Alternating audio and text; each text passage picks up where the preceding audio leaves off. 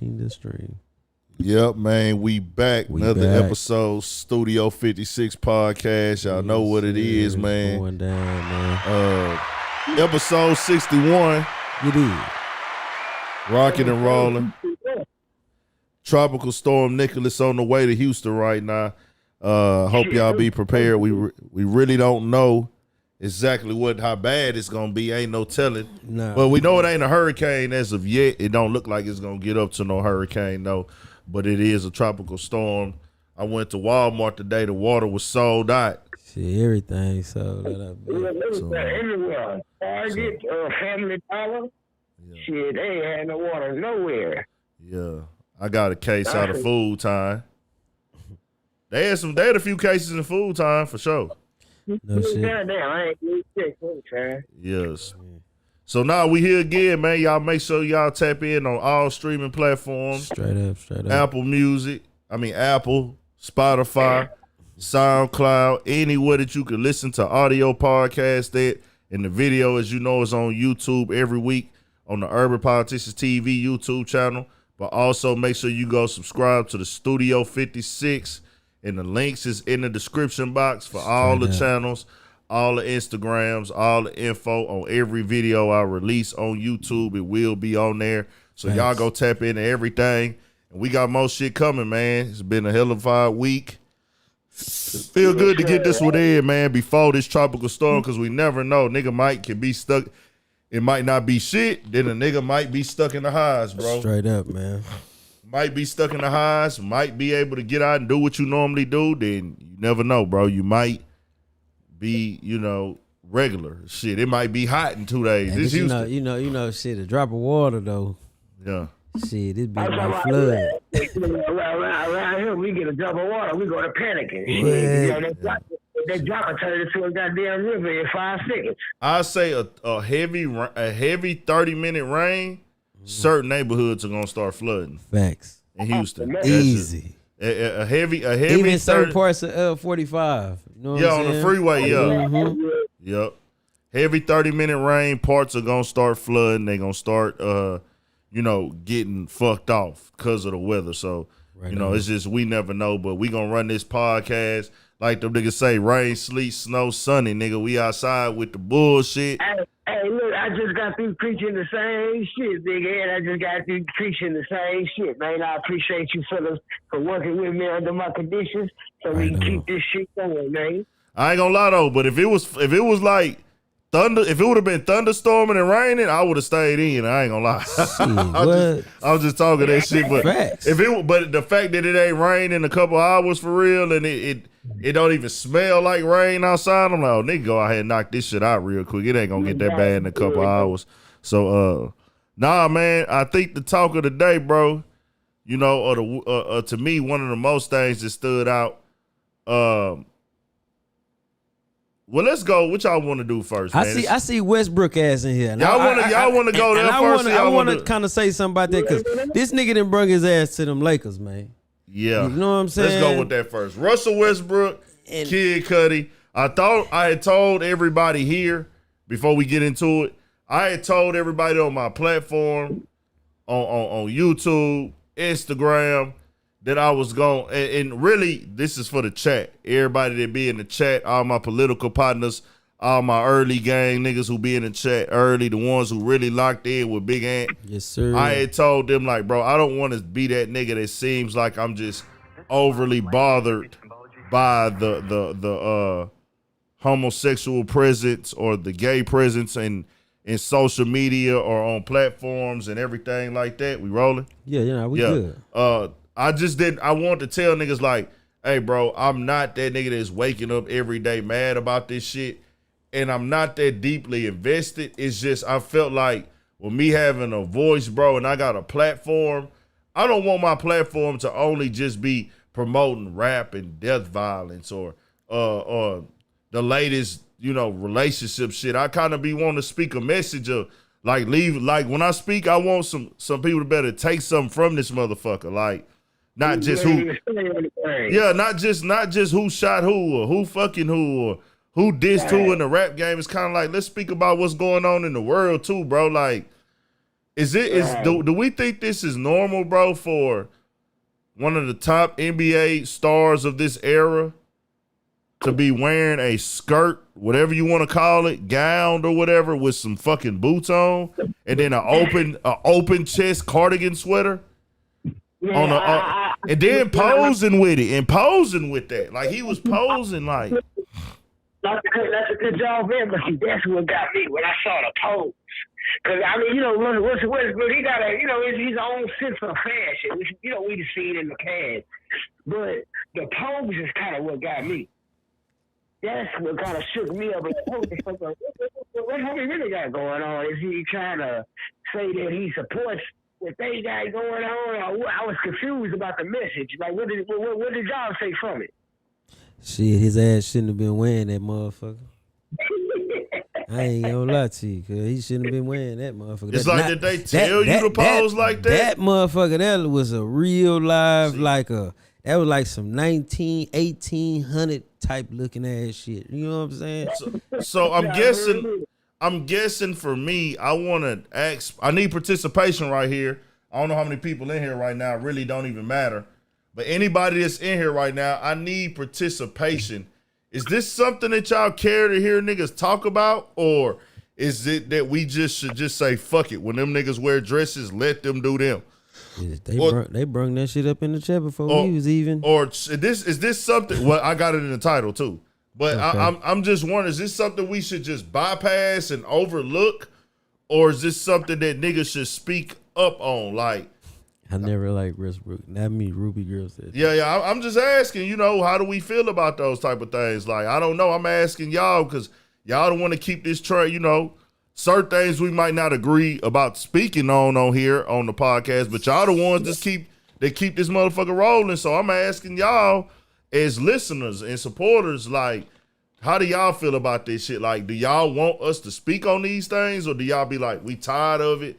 Or do we come off as nitpickers? Or do I come off of, if I go on my Instagram and post it, do I come up, because I posted on my gram, I actually called Russel Westbrook and Kid Cudi rich peon ass niggas. Right. Because I feel like I don't find nothing wrong with that statement. I'm just asking my supporters, like, are you doing too much, or am I clout chasing? Because I'm not. It's a good debate. I just want to know. Shout out Latrice for saying that. You know what I'm saying? Yeah, I need y'all participation tonight. Like, honestly, like, I need to know if I see Russel Westbrook and Kid Cudi wearing skirts and gowns out to Fashion Week New York, and I go on my platform and say, hey, bro, you a peon ass nigga, bro. That's some weak ass shit. Do I look like I'm clout chasing? Do I look like I'm hating? Or well, in certain people, it's from the looks of the. No, say what you finna say, cuz. I said, excuse me. In some people's eyes, it's always gonna look like that. It's always gonna be like, this blog and this cloud chasing and this and that, but they don't even know the half. I think they're really just reporting the truth. All we doing is reporting what we see, and we ain't putting no extra sauce on it or no shit like that. What you see is what you get with us. Nah, and in the chat, from what the chat's saying, I mean, shit, it's a good debate. You know what I'm saying? People want to hear. You know what I'm saying? Men speak on this. Heterosexual men speaking on it. You know what I'm saying? Giving, I guess, our outlook on what these guys doing. You know what I'm saying? I saw it and I initially got mad. And I guess because I'm one of them niggas that got black pride. I know, see, like, I look at it like, bro, them niggas is representatives of our culture. Being NBA superstars, like, y'all are role models, fam. Like, y'all niggas is role models for us. Like, growing up, nigga, our favorite basketball players were our heroes. You feel me? Like Allen Iverson, Michael Jordan. We all wanted to be like Mike, even if we never had a shot again to the NBA. Yeah. We all looked at Mike, nigga. We all looked at Kobe, nigga. We all looked at our favorite. Them is our stars, bro. Them our heroes in our community. And now our heroes is wearing, our top heroes, they got these niggas wearing dresses. And I'm like, bro, I also look at like Kid Cudi. and Kid Cudi is clearly a money play, a relevancy play and a money play. Russell Westbrook, I don't know what your excuse is, so I'm asking. He wanted to wear that shit. If I say Russell Westbrook, that shit weak as fucking that dress. Just like all that shit you lame. If I just tell you as a man, hey bro, you look weak for wearing that dress, bro. If I see him and his niggas out and I say that, do his niggas try to fight me because I told him he looked weak wearing the dress? Like, do you stand up? They probably will, but I feel like fuck it, shit. Hey man. No, I'm standing on what I said, but I'm just saying is, are we? The most person they're gonna try to jump on you, yeah, because you made their homie feel played in public. Yeah. So yeah, they might have a problem with that. Man, but see that's the thing. It's like, why is it they gonna have a problem with what a nigga got to say? You know what I'm saying? That's the crazy part. It's like because a nigga talking about a nigga that's taking care of them, so you know how that shit go. You know and that's my thing. Like, we in a position where we can't even tell niggas, hey bro, you fucked up for wearing that dress, bro. Yeah, like we can't even tell. Like they putting us in this position now of like everybody, just a lot of niggas who got voices is just acting like they don't see it because they want to keep relationships. They don't want to fuck up their business, and it's crazy because we can't even speak no real shit into the world as black men because niggas gonna feel like, hey bro, if we start saying too much real shit, you gonna fuck up our business, or you gonna fuck up your business, or I can't stand next to you. I can't do no business with you because you done offended these motherfucking people. Man, right, you know, like perfect example. Look how they tried to do it, baby. You know, shit. Off some simple shit he said. I was speaking his mind. Nah, straight up. You know what I'm saying? They're trying to ban you for anything these days, and the shit's fucked up. You can't even speak your mind. What's up with the First Amendment? See, the thing about it is, man. You know what I'm saying? I got my like personal experience. You know what I'm saying? A little story time. Like my little brother. You know what I'm saying? My little brother.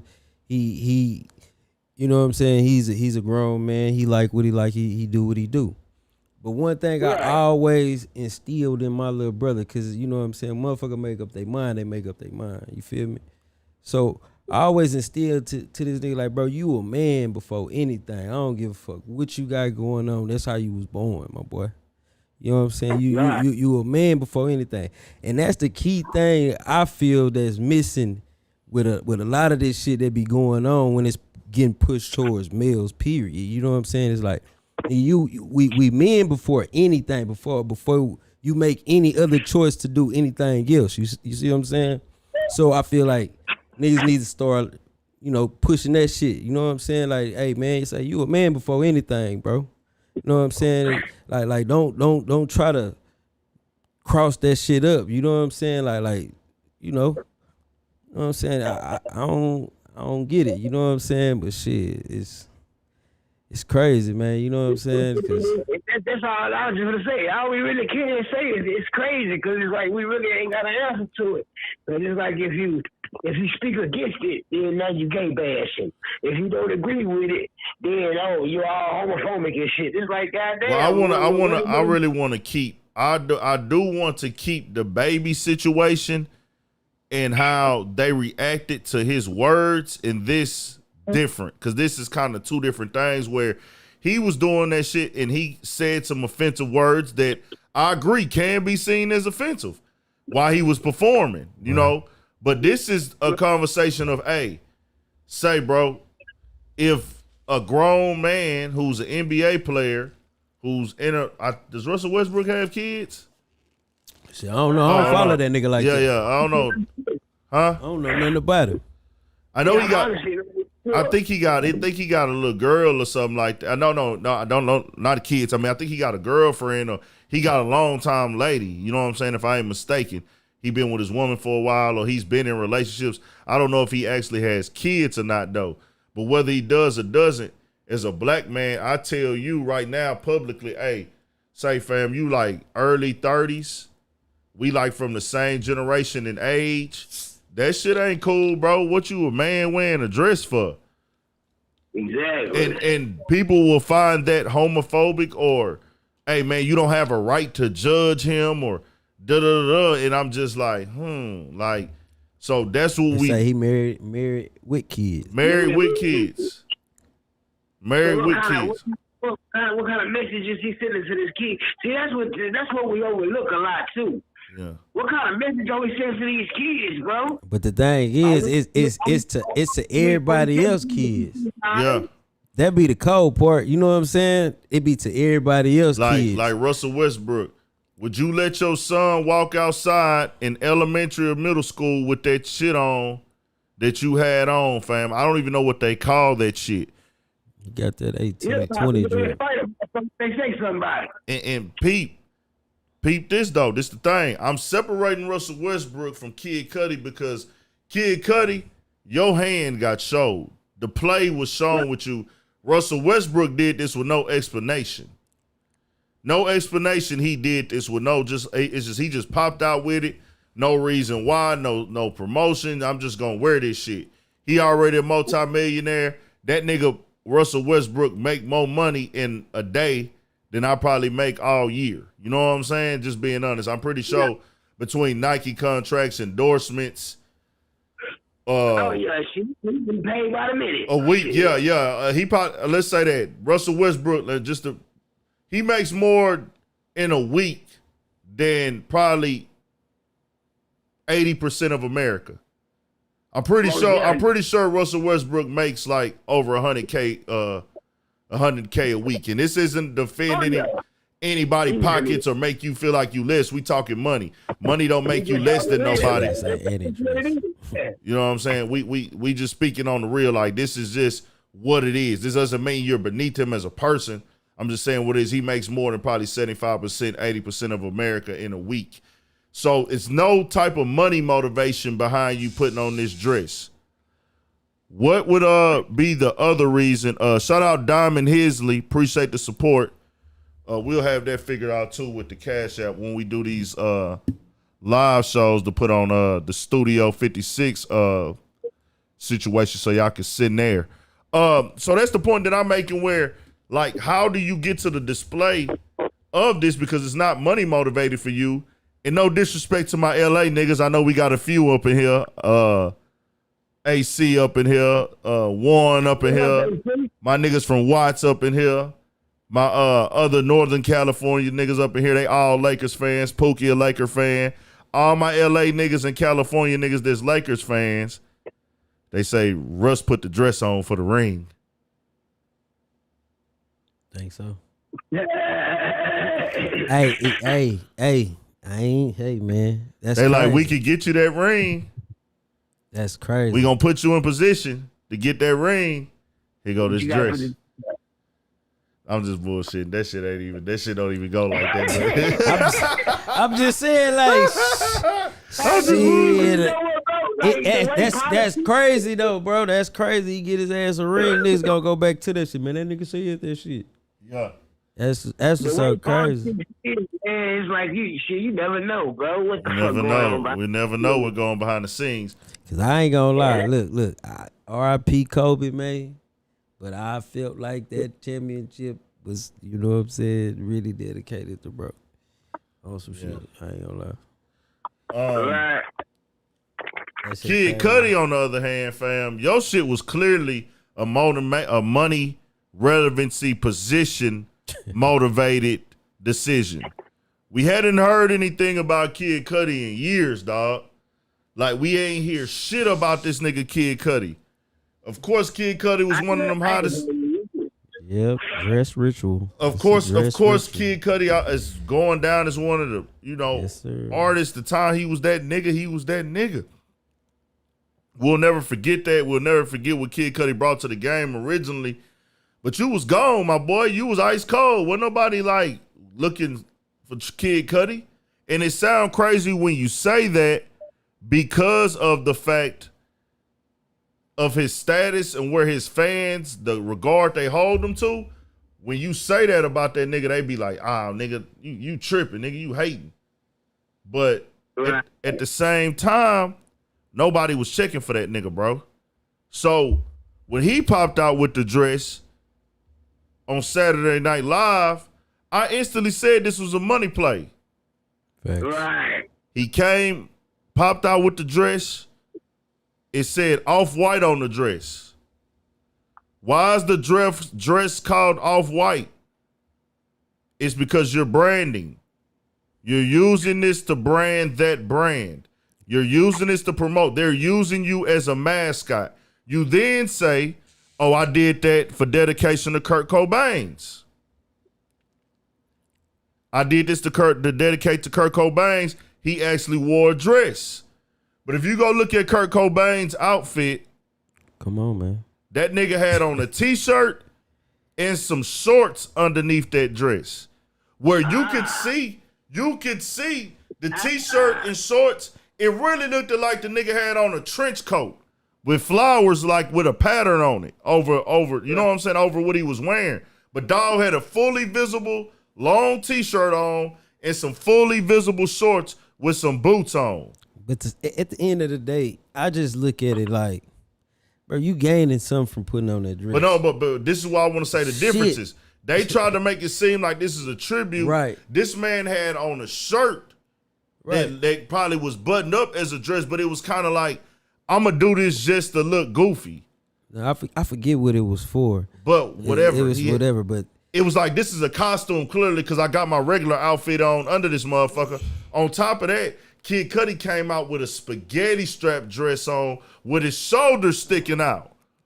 Come on, man. Looking like a white beater, bro. Come on, man. Come on. Chest and shoulders out, my nigga. Come on, get the fuck on, bro. What is you talking Get about? him out of here. So you wore that. Then you take a picture with the crew backstage like y'all just won a championship. Shit, would you say what if LeBron put on a dress? Shit, it'd be the same. He getting the thing. same treatment, nigga. Same shit. That'll be even worse. That'll be even worse. But I don't Come even on, think man. LeBron. I ain't gonna Nah, lie. man, cause LeBron. LeBron. What you say? That boy say LeBron. Somebody say LeBron did wear one. I don't see Bron putting on no motherfucking Man, dress. I just LeBron ain't. The most you gonna get out of LeBron is some little shorts and maybe a man bag. That's it, nigga. You understand what I'm saying? Exactly. Yes, sir. He gonna wear some shorts. Niggas say that nigga had them boots. He gonna wear some, huh? You said nigga had on what? No, man, I'm just in the comments, man. Say, man, Blossom, man. That just threw me out, man. So I'll put that out there. Yeah. Oh shit. I just look at it like that, bro. With Kid Cudi, you can't paint that as that. And then what do you know? The next like couple days after that, like a few days after the dress shit kind of died down, dogs started popping up on the blogs. Right. Kid Cudi was on the blogs. He posted, I seen a video of him with his Bape hoodie on and like a new chain, new grill. With the, yeah, I seen that. New chain, new grill. So I'm like, oh, they cut you a check, huh? So then next thing you know, he's on a LeBron talk show on HBO with Draymond Green. And so, now you back in the spotlight, huh? Then next thing you know, you on Kanye album and Drake album, right? I know he on Drake album. Is Kid Cudi on Kanye album? I ain't listening to neither one still, bro. That's crazy. I'm gonna listen to them niggas too, cause I ain't listen to them niggas. So it's like, okay, so not everything 2021, all the big moves that need to get made for you are getting made after you wear this dress. Man, that shit just see what I'm saying? I mean, I can't play dumb to it, bro. Like, that dress didn't help you get in position, whatever that may be. Like, hey, I ain't gonna lie. It's a few people who have, you know what I'm saying, spoke on this topic from you know, their dealings in Hollywood and shit like that. You know what I'm saying? I ain't saying, you know what I'm saying, what them niggas was saying was the truth of them. But I'm just saying, them niggas was saying, hey man, they want a nigga to put on a dress if I wanted to be the best. You know what I'm saying? And I was just like, what the fuck? They calling it a humiliation ritual now. No, straight up. And I wonder what's the reason behind it. Shout out Mud Podcast. Shout out to everybody tapped in for sure. And I wonder, man, is it one of them things, bro, where it's like, what are they getting out of telling you to do this? What do the people behind the scenes get out of telling a straight man, especially a straight black man, hey, bro, what is dress? Like, what do they feel in their mind they're gaining? That's what we need to get to. Like, what do y'all get as corporations or directors or anything? Like, what is y'all reason for putting this man in? Like, hey, bro, I know you a straight man. I know you got kids at home. I know you not gay. But what do we get as people or as a corporation to tell you, nigga, put this dress on? How does that benefit us? Is it like something in the analytics that shows it's more money? Like, what is it?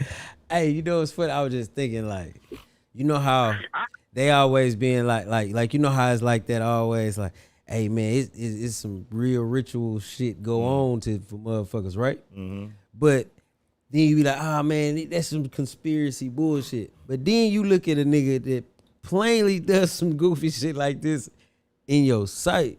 You feel me? And then you be just like, damn. The thing is, I feel like it's groups, and not to cut you off, but I think it's just groups of different strokes for different folks behind the scenes, and you have a choice. Like, hey, the group is the industry. Yeah, but I say it's different. But I'm saying in the industry, it's different strokes for different folks. Like, wherever you want to take it to, or whatever you allow. I don't think it's like they make it the way the conspiracy people paint it. They make it seem like you walk into a room and then they tell you, hey man, you want to be successful? Right. But you know where they get this shit from though? But look, you got to think about it. You got to look where motherfuckers get this shit from. What's up? I would not to cut you off, but PM2C's got a hell of a point, man. He said there's definitely an agenda to emasculate the black male. Look at all these commercials. And you know what? That's crazy because I've been sitting there watching TV today, and I've been seeing a bunch of fucked up commercials. Yeah. Mm-hmm. Yeah. But see, look. Hey, you got a hell of a point, PM2. Hey, and this is what all I was finna say. Okay, you got comedians and shit, right? And a lot of these niggas be telling jokes and shit about the industry, right? Shit is gonna make you laugh. But I be really I be like, bro, a lot of them funny ass little jokes they be when they be saying some shit about that industry, that shit they'll be real. I think them be real experiences and shit. And that's where people be really taking they shit from. They like, I ain't gonna say they, but me as you know what I'm saying, how I look at that shit, it's like motherfucker always disguise the truth in all type of ways. You know what I'm saying? Like real shit. In the easiest way, nigga, is through laughter. You know what I'm saying? Through some entertainment. You dig what I'm saying? So that's how I look at that shit. You know what I'm saying? Like I ain't. Hey, did y'all ever see that little interview where Mike Epps was talking about the black gatekeepers? Nah. I probably have, but can't remember. Hey, look, though. I only saw it one time, so it ain't too much elaborating I can do on it, you know what I'm saying, without being totally accurate. But when you get a chance, check that motherfucker out, man. It's interesting. Yeah. Mm-hmm. Check that motherfucker out. For sure. I'm just saying, you had a lot of, I'm just saying, you got a lot of shit that I feel like, you know what I'm saying, you gonna get a different type of game. You know what I'm saying? You gonna, like, certain shit gonna get you in different places. You know what I'm saying? I mean, you gotta look at the head nigga of fucking the entertainment shit on some Hollywood shit. The Weinstein nigga shit. That audition shit was real.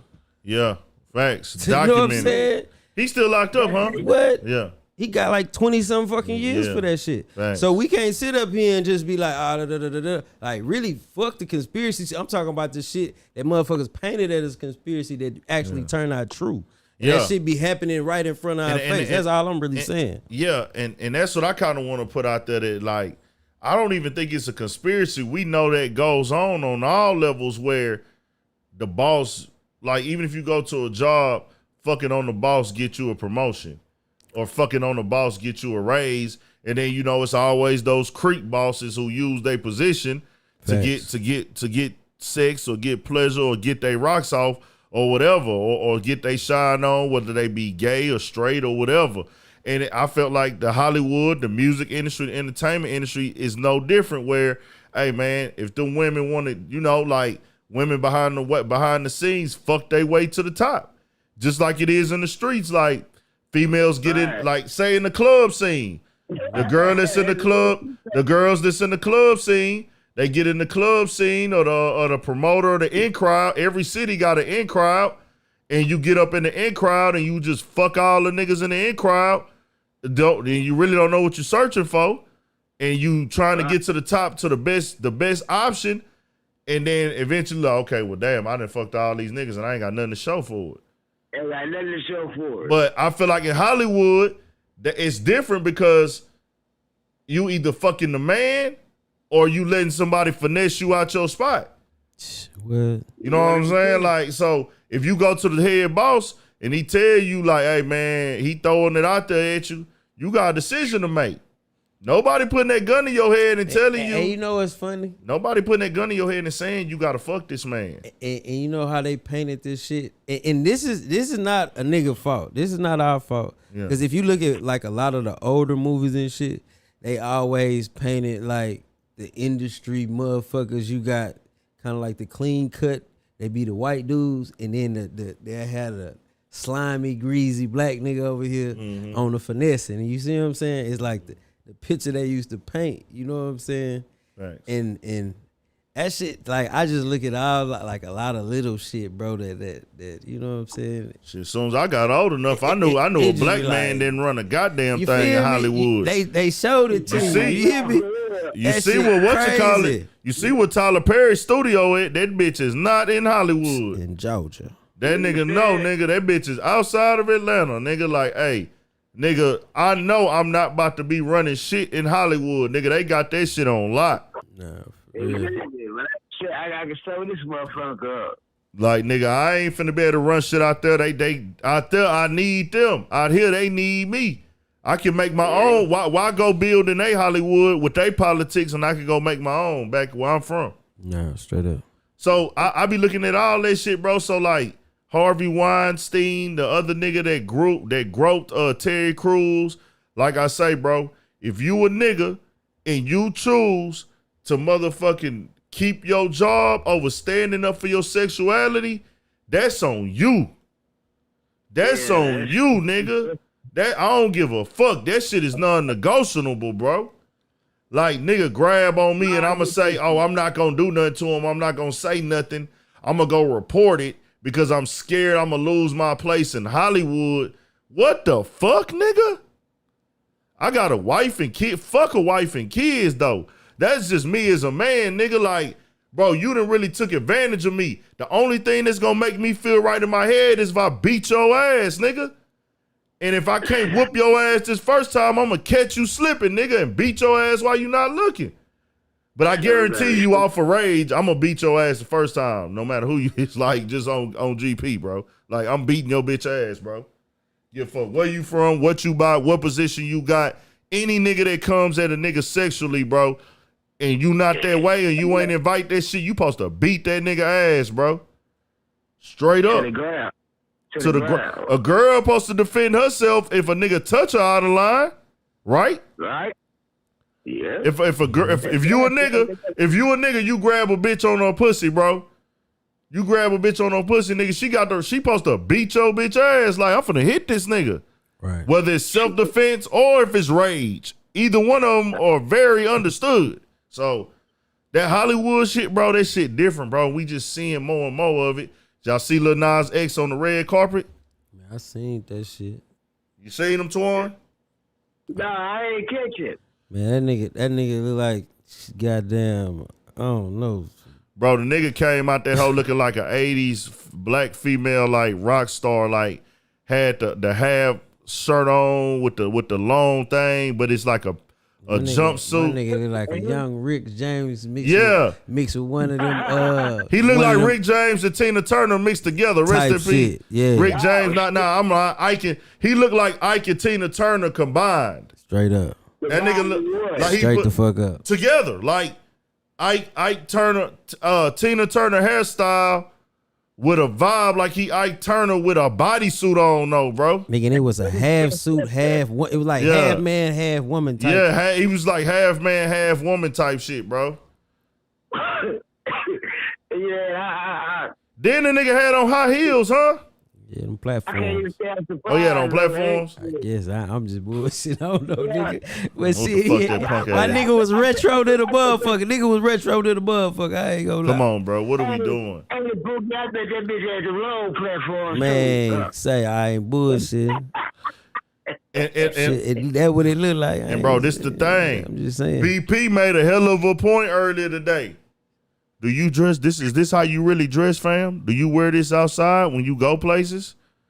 Like if you going to grab a bite to eat, because you want us to be open and understanding to what you're doing, right? Like, oh, this is me. Y'all don't need to judge. But it seems like I ain't judging nobody. ain't nobody judging you. But are you? Straight up. We not judging. Get that shit there clear. Yeah, we not judging. We just calling out that you doing it for a reason, fam. You're not doing this because you want to do this. Boy, you shouldn't have this. wore that shit, boy. You wearing this shit, or would you wear this to the corner store? Would you wear this to the mall? Nigga laughing. What the fuck is you doing? Huh? I say, just imagine a nigga walk in the store like Yeah. that. Nigga like, man, what the fuck this nigga got on? Would you wear this to the mall? Would you wear? I'm gonna ask bro if you alright. Hey, bro, you alright? Would you wear? Niggas say, Hey, that'll be the one too. Hey, boy, you alright? Boy? You The one alright? right there. Hey, but you alright? Okay. Shit, cool. No bullshit. Is you alright, nigga? You straight? Nigga, would you wear that out to eat with your family? If you and your family go out to eat, would you wear some shit like that? Hell nah, you wouldn't, nigga. You did this because you knew you was going on MTV. Say, Reverend Brown from Coming to America. That nigga say Reverend Brown. Who the fuck said From that? Coming to America, nigga. That Hey, nigga boy. looked at just like that nigga on that motherfucker. No bullshit. No fucking bullshit, boy. I said a picture of that shit. Hey, now that's a good picture for you to see who he was looking like.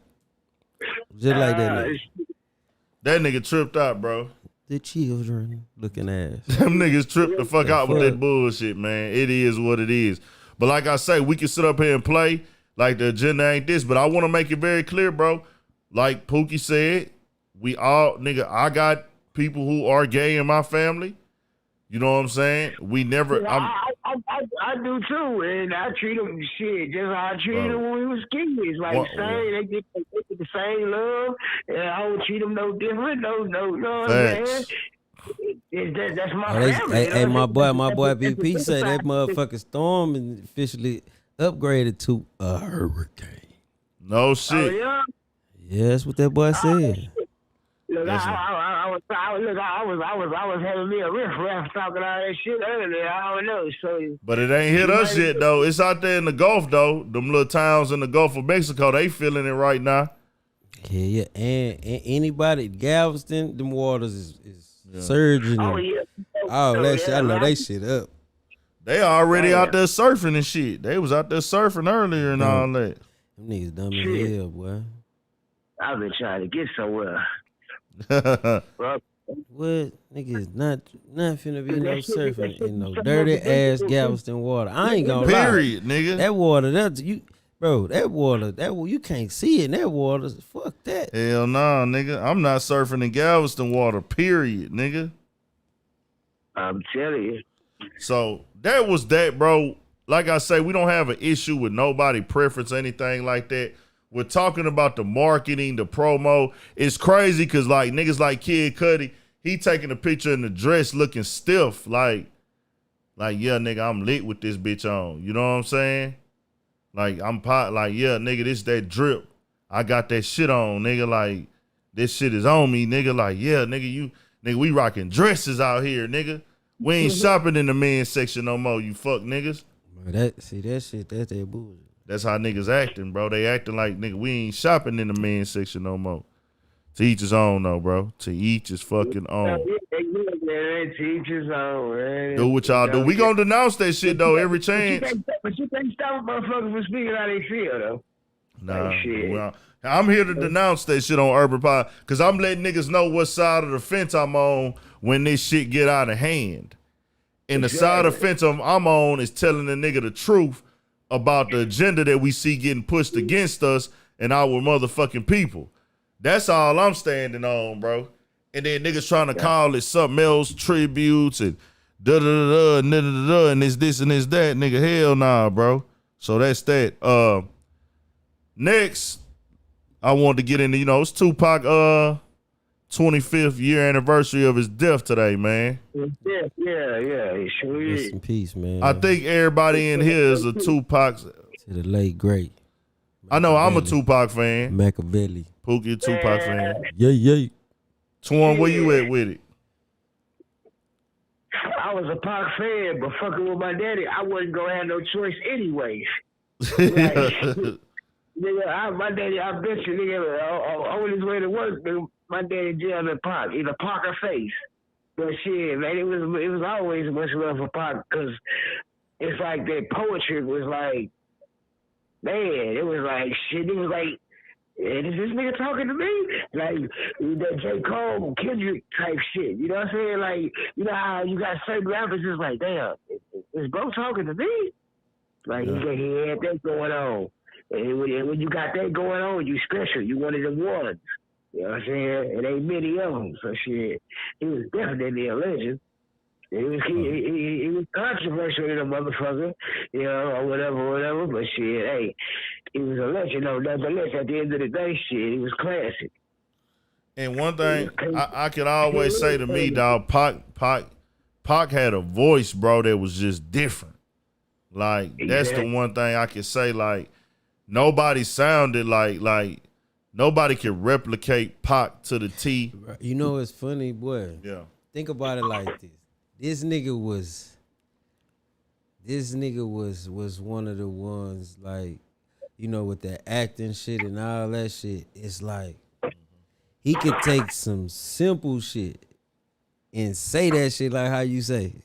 Can't nobody duplicate that shit. The nigga take the simplest shit and say it in a way, you know what I'm saying, and express it in a way, nigga, that you feel that shit to your core. You know what I'm saying? 100%. And that shit, that's what make that nigga great to me. You know what I'm saying? Cause it wasn't the double entendres and the flipping and dipping into the words and rapping like all of those shit. Oh, he wasn't. Like, and people won't understand when you say this. Pac was not lyrical. Come on, man. Pac was not a lyrical rapper. He just had content. Not by far. Not by far. I would never even argue with a person that say that Pac was lyrical. I wouldn't even waste my breath and even lose in that argument.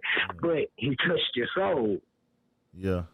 He touched your soul. So shit, I gotta give him that. Now some lyrical shit, we already know who the lyrical one was. You know what I'm saying? Shit. But Pac left them stains on your brain. You feel me? Pac left them stains on your brain. Hold on, let me address somebody in the chat real quick. My bad, y'all. Let's go on back. Homie said, Big Ant, how you gonna say to each his own and then say you're going to denounce it? No, I'm saying I can't force you to make a decision. When I say to each his own, that's your decision to make. But I'm letting you know I'm gonna come through and I'm gonna speak the real. That's what that means. But I can't, I'm not finna go out here and punch a nigga on because he got a dress on. Hell nah, nigga. Like, do your thing, nigga. Do what you do. But I'm just letting niggas know what side of the fence I stand on with that shit. That's what that is.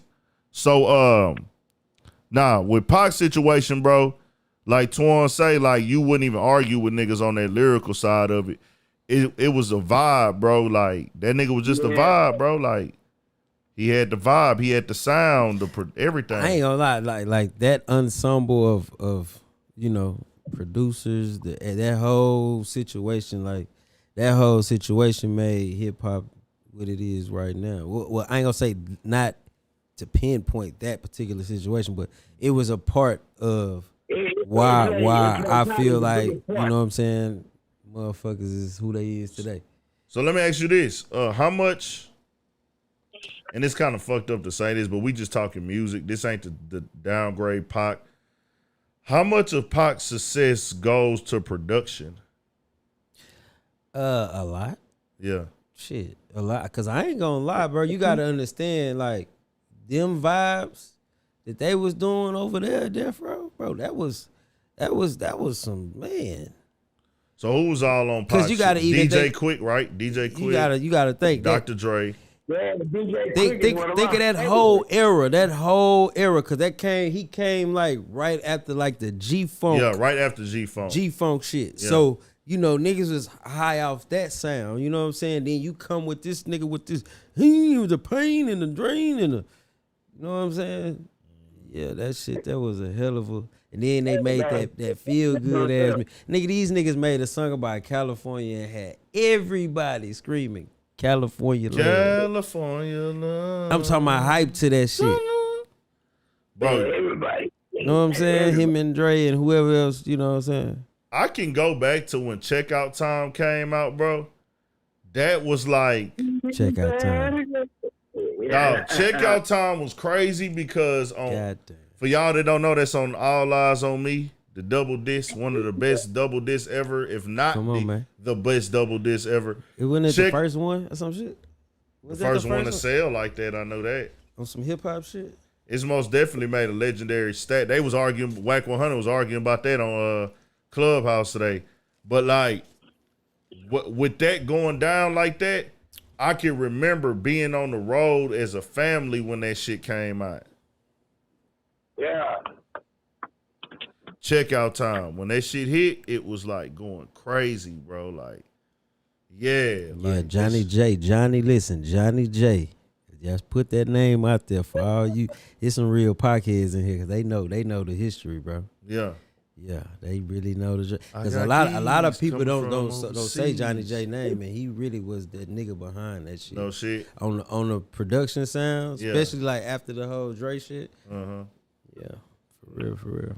That's hard, bro. It's so many niggas that don't get And Daz, yeah, Dash, DJ yep. Quick, come on, man. Dash, yep. Moby Dick, Nah, them niggas had it, bro. Shock Like, G. I'm saying, when you talk, see, Shock G about, was early on. Shock but G was still early. though, But he that because he had I Get Around, Yeah. I get all that old shit. You Yeah. see what I'm saying? And that wasn't no Death Row hit, but for you know what I'm saying? Yeah. For That Pac, was yeah. that was a hit. That was a big part of Pac life. But shit show, man. Rest in peace, Shock G too. Yeah, man. So Yeah. I remember when Tupac died, how that shit impacted the world too, bro. Like as a kid. Right? I remember, like, that bro, was I was at my pop's house. I don't even and know how his- we was saying like that. And his pop, yeah, bro, my pop partner called. I mean, he was over there in the living room. We sitting down watching this shit like on TV and shit. And somebody called. This one, everybody, man, this shit long time ago. So the world was different. Somebody called this phone and had the wrong number. It was like a white chick, bro. She called and was like, "Honey, Tupac's dead." Like, and that nigga was like, "What?" Like, and he hung up the phone. He's like, "Man, you got the wrong number." And he's like, "Man, they tripped out over this Pac shit for real." Nah, that shit, man. I'll never forget, bro. We stayed in Rushwood, nigga. I forget the fucking street right there by the bayou. I know we was going to Link Elementary, nigga. No shit. Bro, that shit was like, when that shit hit, nigga, that shit was like, whoa. I'm talking about like, I know now, you know what I'm saying? But as a kid, I didn't understand, like, damn, nigga. But the nigga, like, everybody was sad, and I'm talking about, Yeah. like, motherfuckers had tears in their eyes and shit. Like, the Yeah. motherfuckers older than that shit. Yeah. And it was just like, damn, what the fuck? The world was hurt because we had never seen it. We had never saw the top superstar get shot. But see, that was the difference with Pac's and Biggie's, because, you know, both of them was real tragic. Pac didn't die right away. Right, it was like dragged It along. was dragged along a few days. And announced like out of nowhere. In a coma. Because people thought he was going to be People cool. thought he was dead, and then we initially thought he was dead, and then they started telling us he's not dead. He's not dead. He's in a coma. Stop saying he's dead. But now, they was basically saying that he was going to be all right down there. Yeah. You know what I'm saying? Yeah. And then that nigga came, then, you know, he just died. And then I ain't gonna lie, like Biggie That said, shit crazy. Biggie said when that nigga got shot, bro, it was like, again, oh, that nigga gonna pull through. Like, Cause I really thought he was gonna. I was just like, hey, listen how that nigga said again. Like damn, damn, again, nigga. Like, man, nigga gonna pull through. And shit, I ain't gonna lie, bro. When he got shot, I was thinking that too. Like, man, this shit ain't shit, bro. That nigga gonna be back. That nigga gonna be back kicking and talking shit next time. No time, nigga. It's up. That's what I'm thinking. Like, Pac finna make a song about this shit, nigga. Y'all can't stop Tupac. But then that's when I realized, hey, nigga, it's real. And especially now. Hey, on some real shit as a youngster. Yeah. Okay, you know, you seen all the movies. I'll never forget when we seen colors and all type of shit. You know what I'm saying? And the killing of the movies, you know what I'm saying? Like certain movies had got real raw.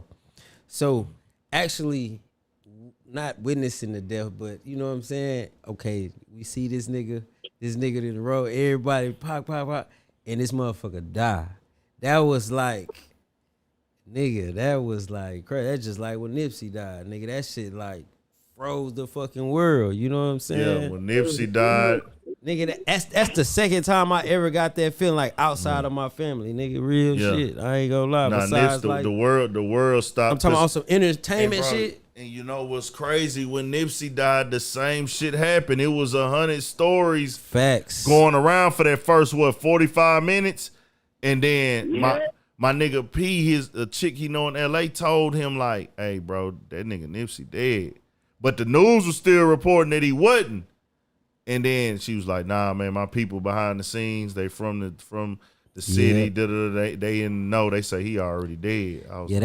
They said that shit way back in the game VP for shit show. What? Talking about that when they started that he faked his death shit, because that's how how unreal that shit is. Yeah. Even bro, I ain't must seen that shit. You know what I'm saying with Nipsey like. Oh man, that was some Hollywood wooty shit. And I'm just like, what? The way a person can affect some people. Yeah. You know what I'm saying? Like even Elvis ass. You know what I'm saying? Like these niggas on that type of time, Michael Jackson type of time. Like certain people would just not let them people die. You know what I'm saying? And even Kobe. Yeah, Kobe was a bad motherfucker too. I ain't gonna lie. Kobe shit was shocking, man. Kobe shit was really shocking. I ain't gonna lie. Yeah, Kobe shit was fucked up, man. Cause a nigga grew up, really watched Kobe come in the league and exit that hoe. Like I ain't gonna lie, I really don't even really watch the Lakers. Like, you know what I'm saying? Like I ain't gonna lie, like I love them hoes. I'm talking about the franchise, not the niggas. Yeah, you know what I'm saying? Yeah, man. That shit wild to me, bro. Even just seeing, like, you know, with Nip situation, right? It's like a display of like, bro, the whole world. You start seeing murals go up. Quick, fast. You start seeing, you know, everybody posting them all online. Everybody was showing they encounters with them. Everybody was just saying like, bro, this nigga was a real nigga, bro. This nigga was solid. Like the way dog moved, man, he was moving the right way. He was showing love. He was, you know, motivating niggas. You know what I'm saying? And it was like just on some shit. Pac wasn't hands on with the streets like that, but the music was. Shit, we just ain't get to witness it. Yeah, you know what I'm saying? Yeah. Because you got to think, cause say I'm the Pac of this generation, right? Yeah, Tupac of my generation. Yeah, and then if we know Pac loved the people though. No, I'm saying nigga hands on, like really hands on. Yeah. You know what I'm saying? This nigga was out there really with the gangs and shit. You know what I'm saying? Yeah. Not on no gang banging shit. I'm talking about like peace, nigga. We need peace at one point in time. You know what I'm saying? It's like I don't know, bro. That shit. How it's just funny how, like I say, certain people, man, like have an effect on people, and them just the motherfuckers that we witnessed. You know what I'm saying? Think about it before then, the motherfuckers that they lost. Cause I was talking. That's when I was working over there at Smoke Barbershop. So nigga, it's this old nigga be coming in there, and then this was around the time when Nipsey died, and he was like, "Yeah, man, I remember back when they was killing Malcolm and killing Martin Luther's, and man, nigga felt the same way how y'all feeling." You know what I'm saying? Like that took a chunk out of us, type shit. You feel me? For sure. And that shit be crazy, bro. Yeah, man, that shit did hit different, dog. When Pac and Nip died, I know Pop Smoke shit hit. Pop Smoke shit hit a little different, but King Von shit. Oh, he another King one. Von, like he kind of stopped time, bro. He another one. And it's crazy because he wasn't even just no star yet like that, but everybody knew who he was, bro, and then it got caught on camera too. And it was just like, damn, really, because King Von really fucked with everybody in the industry. Like, and you know, I ain't discovered this shit until that little nigga died. yeah. But like his fans that he was getting and growing, Yeah. like he actually fuck with them niggas. Yeah. Like he was actually like one of them ones that was, you know what I'm saying, God rest his soul, but he was one of them ones that was actually, I feel, he would have been real hands-on, you know what I'm saying, with the fans. That's just like a nigga like the Baby and shit. Like you got certain niggas that's just really like hands-on with their fans, gonna fuck with their fans. Don't get on live, interact with them, talk to them. Not being bougie or none of that shit. And see, you know, that nigga King Von, he was coming into 281. Kicking that nigga in the hood, like in our neighborhood, nigga. Come on, man. And he was on the South. And you gotta understand, like when you got niggas like that, you see, you know where he come from. You know what I'm saying? And he done came to that hoe more than once, nigga. In the hood, kicking it, nigga, down the street from the crib. It's like a beautiful thing. You know what I'm saying? But then, you know, when you got them type of people and you lose them type of people, bro, it's like, damn, them niggas, they so infectious. You know what I'm saying? It's like, it's wild, man. For sure, that King Von one hit different too, man. That's crazy. That's crazy situation. I ain't gonna lie. I seen his name come through this motherfucker too, cause I fuck with Lil Bro. Know what I'm saying? R.I.P. XXX Tentacion. Yeah, he had a big impact. His death made this bitch stop. I ain't gonna lie. Yeah. I seen that. Hold on, who said that? Let me see where you at. I got a shot you. Yeah, Lil Honda Civic. Yeah, I'm with you on that. That nigga Lil Honda Civic. Say, man, real shit. Hey, that boy Triple X Tentacion. Say, man, when that little, I felt bad about that shit. I was like, damn. Then it be the way that niggas go out too, bro. Like, and how they see. I think what really got me with him, like my son, like that nigga. You know what I'm saying? He like his music and shit. So I'm fucking with him. It was just, I think the way that nigga was in that car slumped over like that. You know what I'm saying? Yeah. That's where it's like, damn, little bro, like, damn, he really slumped out there like that. They really did him dirty, bro. Like, they did dog dirty, bro. And it's crazy because that's death. Like, bro, we just seeing all type of death at this point, man. Like, and it's crazy because these is niggas that we looking at as stars and nigga, your favorite star, whether he a street nigga or not. And XXX wasn't no street nigga at all. And nigga, that nigga got, they did dog like he was just, you know what I'm saying? Like, damn. That shit crazy, bro.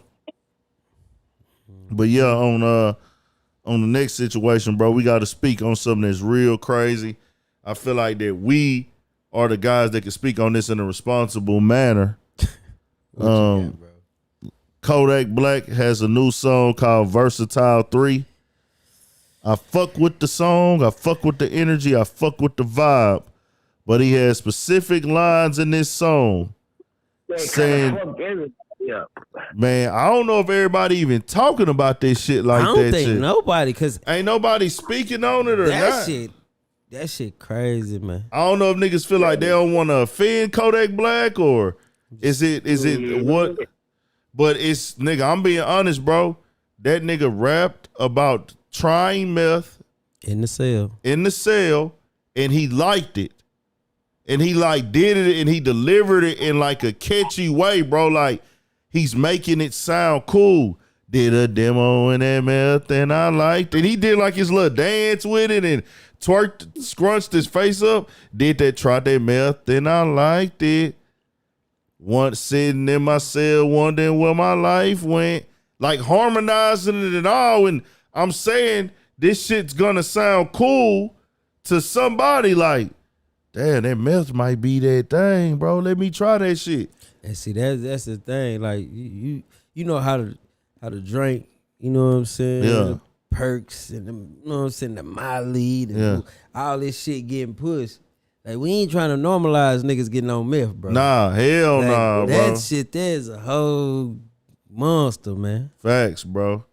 And that shit there's not cool. I ain't gonna lie, bro. Facts, bro. I can't sit up here and normalize that shit, bro. Like, nigga, you out here doing meth, dog. Like, like, you know what I'm saying? Like, nah, nigga, don't even put that in no song, bro. That's some, and it's crazy because this is, my bad, Swan, but this is Kodak Black art, right?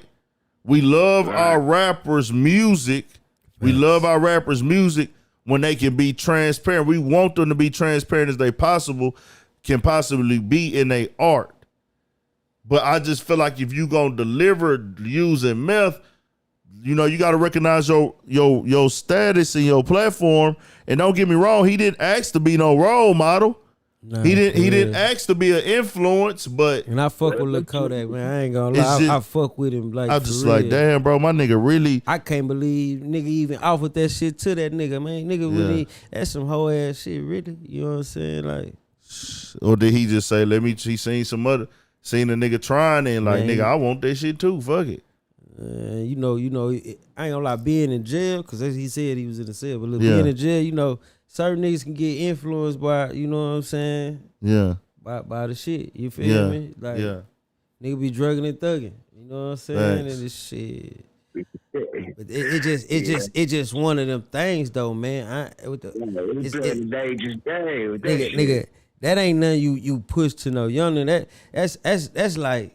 That's like something, you know what I'm saying? Like, man, don't push that to nobody. But I wouldn't want to see nobody that don't supposed to be on that shit get a hold of that shit or thinking they got something that is that shit. Yeah. And it Friday motherfucking ass. You know what I'm saying? It's too many young niggas already be addicted to shit. You know what I'm saying? Like, for real. These niggas be addicted to hella synthetic shit, real shit. You know what I'm saying? Mixed shit, all type of shit. You feel me? Like, drugs, bro. Say no to drugs, dog. Yeah, man. That shit there, man.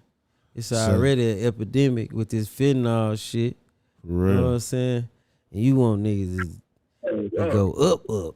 Hey, them niggas be looking like zombies and shit after a while, bro. They start picking their skin and, you know what I'm saying, sores and shit. Thanks. Be jittery and shit, all antsy and shit. You know what I'm saying? Nigga losing weight and shit, man. What? Nigga face getting all skinny. So they start looking like they skeleton. Yeah, niggas zombied out and shit, bro. You know what I'm saying? Skits and that shit because they be up for days and days and days. Yeah, man. Yeah. We can't get our people cannot be on that meth, bro. That ain't something we gonna make cool in our community. I'm here to denounce that. If Kodak got to get help, or maybe he already been through it, I just feel like as a nigga with a platform, I'm not here to kick Kodak Black down. Nah, not at all. I'm not here to judge him for his demons or anything that he go through, but it just ain't something that we could do, bro. Nigga can't be on no song talking about no motherfucking no doing no meth, bro, and making that shit seem cool. Nah, man. Cause like a kid can listen to that and say, bro, this shit jam. So then that take me to my next point, y'all. Kodak Black is a signed artist, right? To Atlantic Records, if I'm not mistaken. What is the process of him releasing music? Can he just release whenever he want to release, or does he have to get approval? Does he have to get a yay or a nay? Like, does his label listen to these? Because this isn't an album song. This is just a single with a video. You know, the way that music come out is way different than it used to back then. Like, every single, now even mainstream artists, they not really release, all of them don't release singles, just depends on who they are. Am I going to release a song to go to the,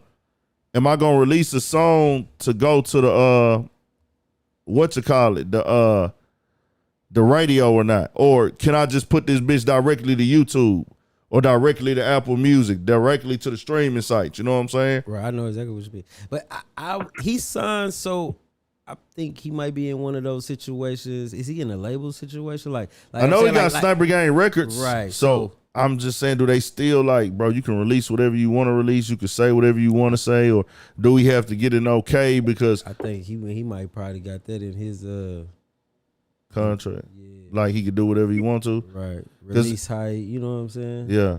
Because you can think about a lot of artists when they give a label, that be their complaint. Yeah. You know what I'm saying? They can't release when they want to. But when you got these, And Yak been around for a while, You so I'm feel pretty me? pretty sure shit done been renegotiated and Right. He's a smart man though, low key. very smart He nigga. got his shit together, man. You know? I guess I'm just looking at it like, bro, did them niggas tell you like, you know, fam, put Say this? the white man tells Kodak when the music is coming out. We don't know. I'm just saying because Hey, but you know, look, Yeah. on some shit. I'm just thinking about what you said. Yeah. Okay, what make you wanna? I mean, I get it. You know what I'm saying? Because you got part one, part two, part three, Yeah. right? So that's how you was feeling. You know what I'm saying? Mm-hmm. And if you could tell he was in that bitch, I guess freestyling because how he said that 100%. Yeah. particular line. Yeah. You know what I'm saying? Yeah. And he was feeling that hoe. Yeah. You feel me? Because he brung it back. Like Yeah. you say, Yeah. bro, this nigga brung that hoe back. So, I mean, it's like, man, fuck it. It's the truth. You know what I'm saying? Nigga know what's going on. You know what I'm saying? Fuck that shit. I can see him being on that type of shit.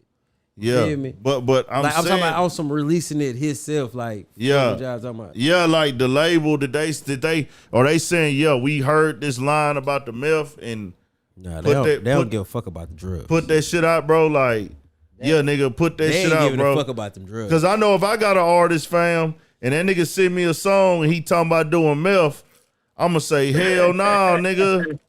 Like, hell nah, we not putting that out there, fam. Like, the hardest drug you finna be rapping about is drinking Molly or something. We not finna put no meth out there.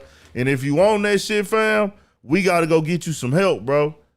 Like, especially if you a nigga like Yak, bro. Like, that nigga really like a young king, bro. Like, you know what I'm saying? Like, and I say a young king in the sense of a young black man who's strong, got a voice.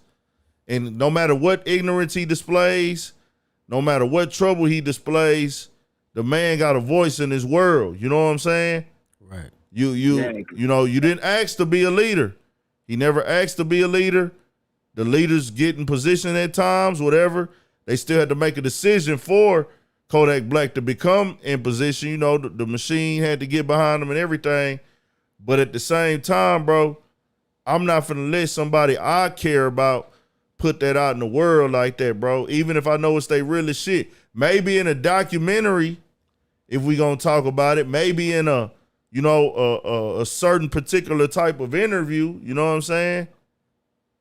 Like on that type of time, but nah, Yak, the nigga want to see Yak win, bro. I ain't trying to see no young nigga on no meth, bro. That ain't our shit. And he telling the damn truth about that, bro.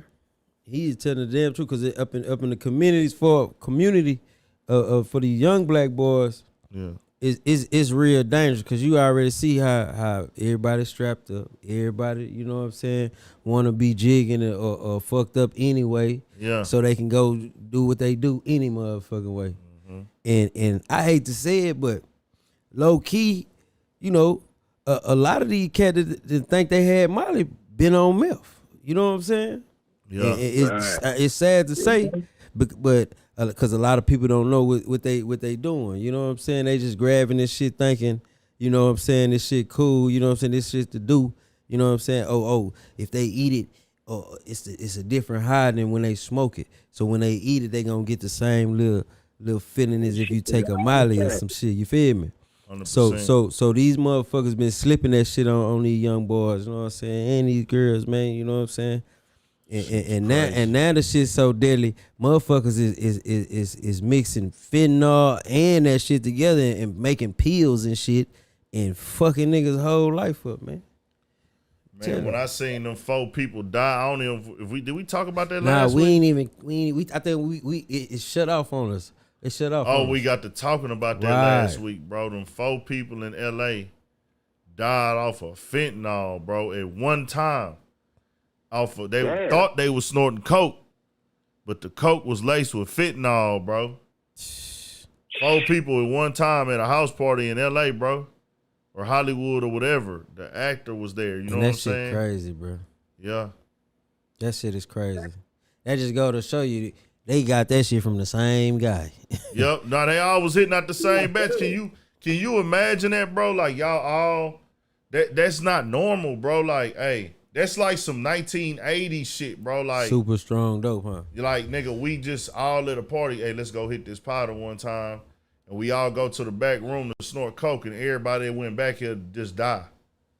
Straight up. Everybody that snorted this shit. So that was just a fucked up batch all around, bro. They is fucking this game up, bro. Bro, that's crazy. And just think about it. 4 motherfuckers, y'all all at the party. Everybody doing their little woo-wop. You know what I'm saying? Or wherever they, you know what I'm saying? And motherfuckers start dropping in that bitch. I'm You know what scared saying? of that shit, bro. I'm talking about niggas start dropping in that bitch. Man, you got to get the fuck up. I'm scared of all that shit, bro. I'm scared of that shit. Yeah, I ain't gonna lie, man. It have been people first time taking that shit and they die. You know what I'm saying?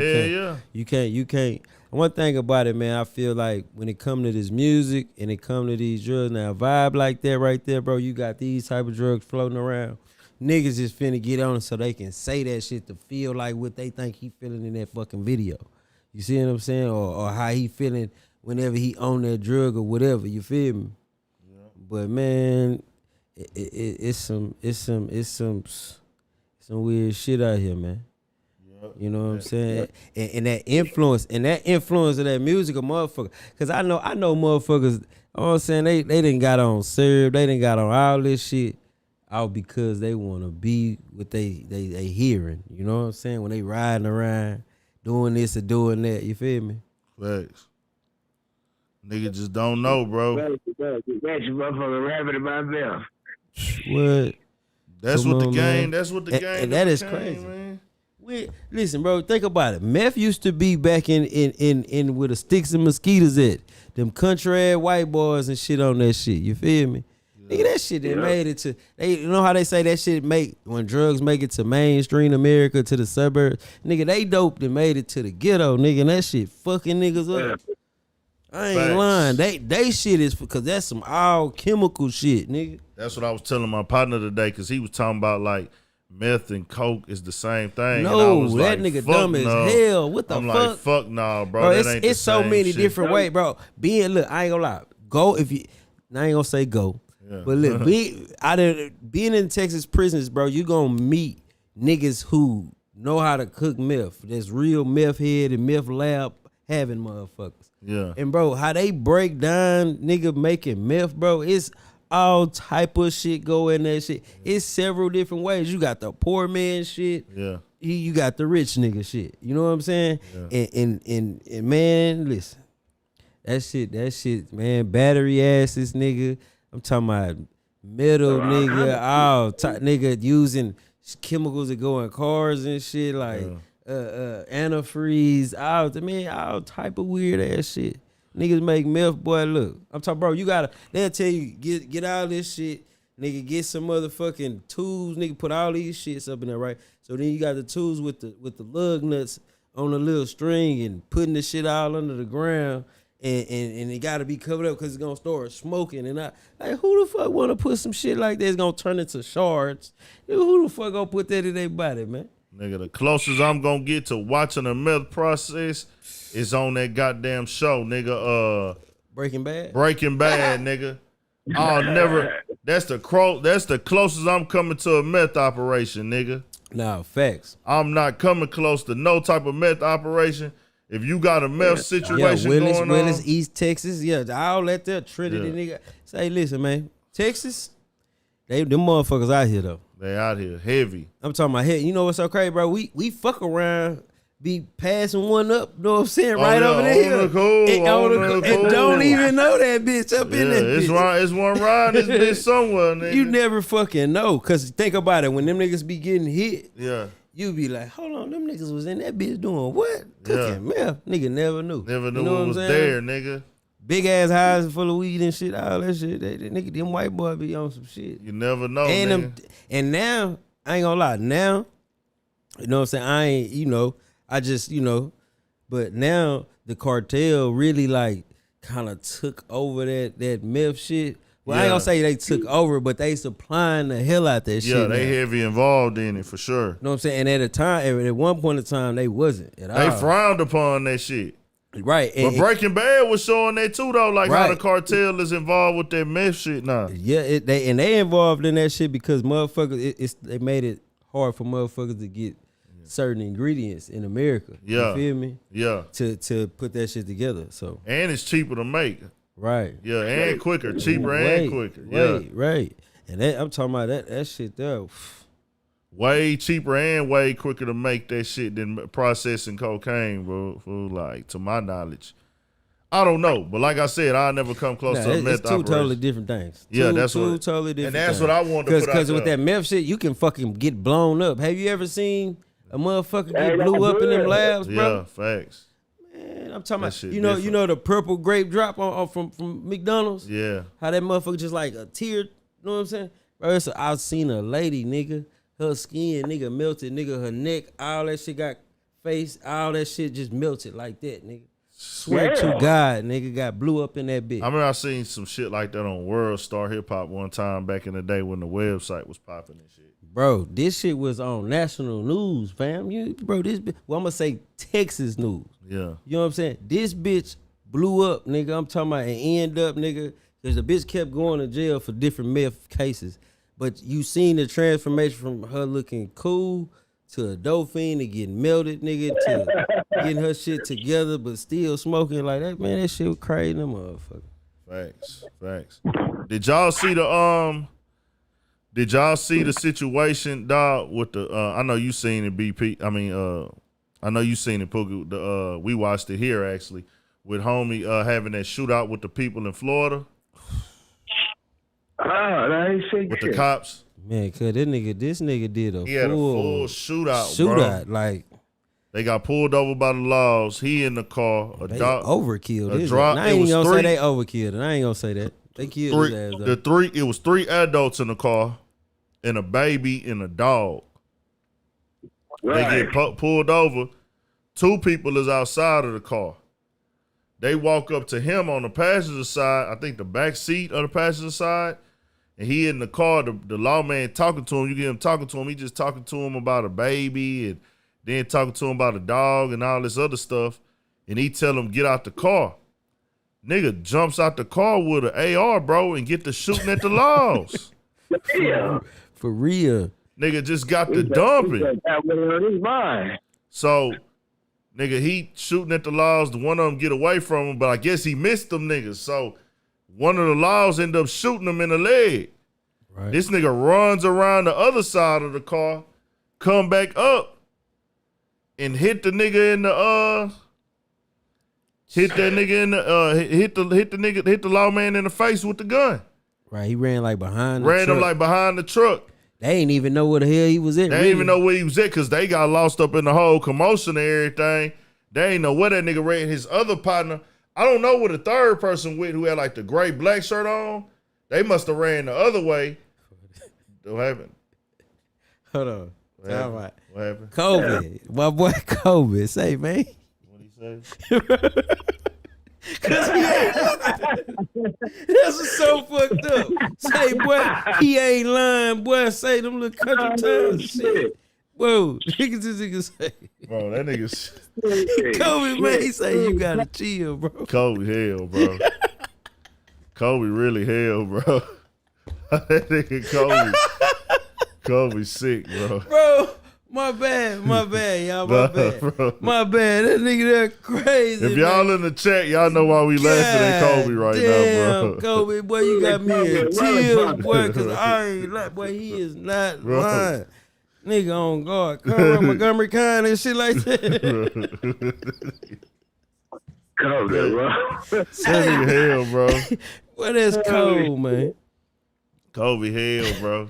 That nigga will say some random shit, man, but that shit be true. Bro, that shit was so random. I'm just sitting up here listening to you reading this shit, and I just see that. I'm like, nigga, boy, this that backside of 59 North, nigga, say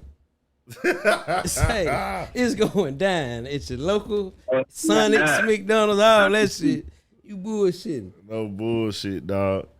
So dog ran around the car and hit the lawman in the face with the AR, bro.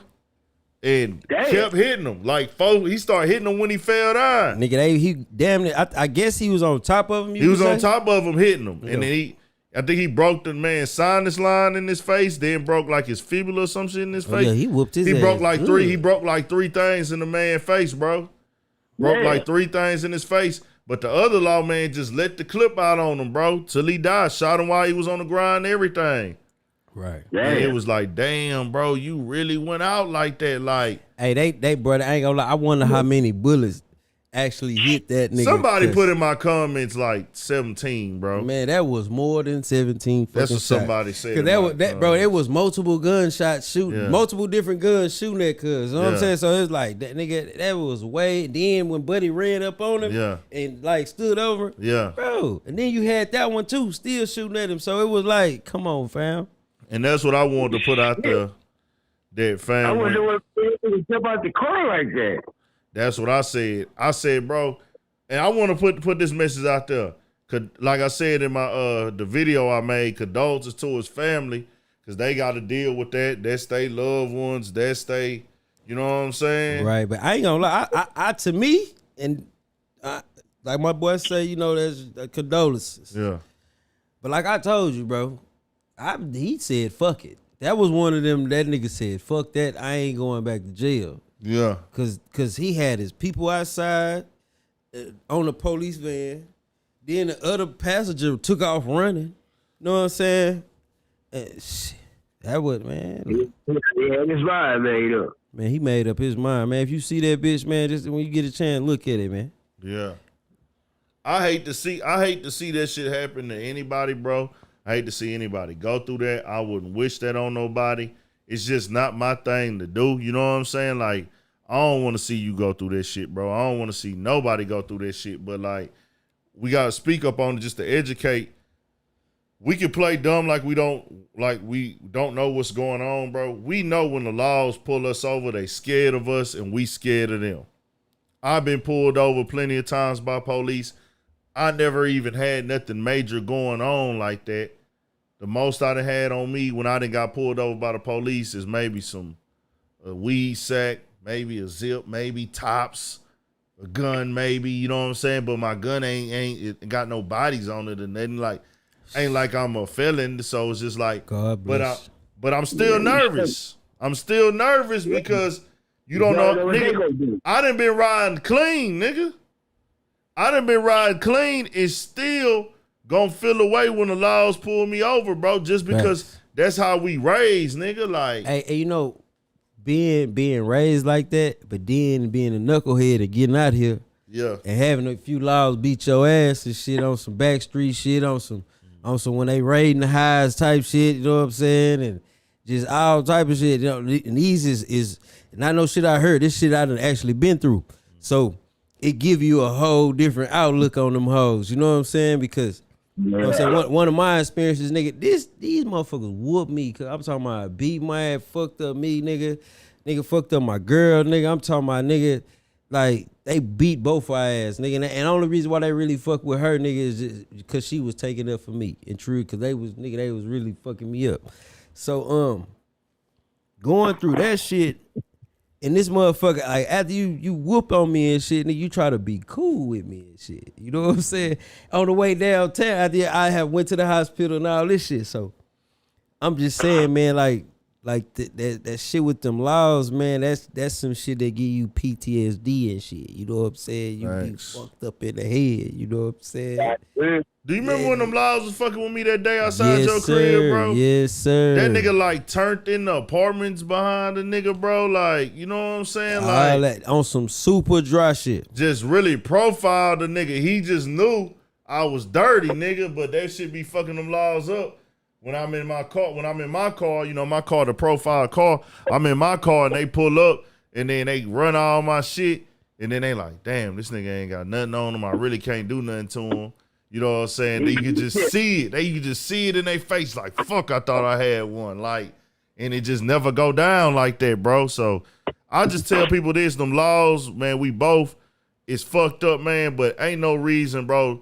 You know, I don't know Dog's situation. I don't know if he had no mental health situation going on, or I don't know if he just said fuck it because he was facing prison time. He was out on 2 bonds. Right. They later released a lot of shit. They say Dog had been arrested over 40 times. Damn. Yeah, they said. And see, that's what I'm saying. That and a lot of people gonna be, oh man, they overkill. That's why I took that statement back. You know what I'm saying? Because Like when I watched what you dropped that video. If y'all ain't see that video, y'all go check it out. Y'all really see what we talking about. But man, when I watched, I'm just like, damn, man, like we can't really take up for you, G, and you out here tripping. You tripping with these people. Facts. You know what I'm saying? And I ain't even talking about the law. I'm tripping with the motherfuckers you fucking over. Yeah. You know what I'm saying? Like, it was right is right, wrong is wrong. You know what I'm saying? Like, shit. Nigga, he wasn't going back to jail. He said, fuck that. Nigga, they had a baby in the car, bro. That baby could have got hit by a straight bullet, bro. From the law. We all know bullets ain't got no Come name. on, man. I think every nigga on this phone that been around the situation, we done been in a situation where we done all seen an innocent bystander get hit, bro. Like, I remember niggas was shooting up the crib, nigga. yeah. I'm doing a tattoo now on my oldest son, mama foot, nigga. Yeah. Know what I'm saying? I'm talking about he right here, nigga. I'm talking about nigga bullets get to flying through that motherfucker. Bro, you know how that motherfucking shit feel, fam? Yeah. Like, nigga, that's a whole different type of time, my nigga. You know what I'm saying? Like man, nigga be talking that shit, man, but it be like, man, look, this shit, when them bullets coming, man, them hoes ain't got no name, no race, no face, no case type shit. You know what I'm saying? Them hoes, man, listen, that shit real, man. They just covered. Trying to tell you, and he really put all them people life in danger, bro. Yep. The laws, nigga. He put the babies. He put his people because it was 2 passengers plus the baby, so that he put 3 other people that he was with. You know what I'm saying? I guess you could say his loved ones or people. I don't know what the details is, but he put all them in harm's way, bro. That shit could have went way left, bro. And then, like, if the baby, you know, God forbid, but we just paint out the scenarios, bro. If that baby would have got hit, if any of the other people got hit in that shootout with the laws, they would have put them bodies on him too. Facts. They would have put them bodies on him. Facts. Because even just like you say, they would have put them bodies on him. Just think if it was one of them fucked up laws, you know what I'm saying? And just pop one of them people and would have really got away with it. You know what I'm saying? Because of the decision he made, bro. That would have been fucked up, bro. Like that you just can't. Like I say, man, with them laws, man, just always understand, nigga. Always understand with police, man. They fucking like, they scared, they nervous, they looking to catch you fucking up, bro. Don't give them a reason to shoot you, fam. Like, go home. Like, your family wants you to come home. Your family wants you to be there. Just move accordingly. Even if you talking shit to the laws, if you talking shit, bro, don't make no sudden movements, man. Make sure they can see your hands. Don't jump out the car with no gun because they rating. They looking for a reason. If you feel like you got to go back and forth with these police, make sure your hands is here at all times, bro. No, for real. And make sure you ain't making no sudden movements, and damn sure don't let them see no gun. Right. They looking for it. Don't reach for no cell phone, none of that shit, bro. And then another time too, like, I ain't gonna lie, man. You can say what you want to say, but this just from my experience, bro. Look, bro, you really ain't even gotta like get an attitude or question a motherfucker for pulling you over. Like, I'm saying, like, I ain't gonna say not question you. You got the right to question, but like all that dry ass attitude shit, cause from being like young and shit, you know, nigga being extra tough, extra hard ass shit. Soon as the law run up on nigga handling them, how man, get your bitch ass, nigga, you ain't woo woo woo. But not knowing. If a nigga just would have just like probably, you know what I'm saying? It wouldn't even went that way. You feel me? Thanks.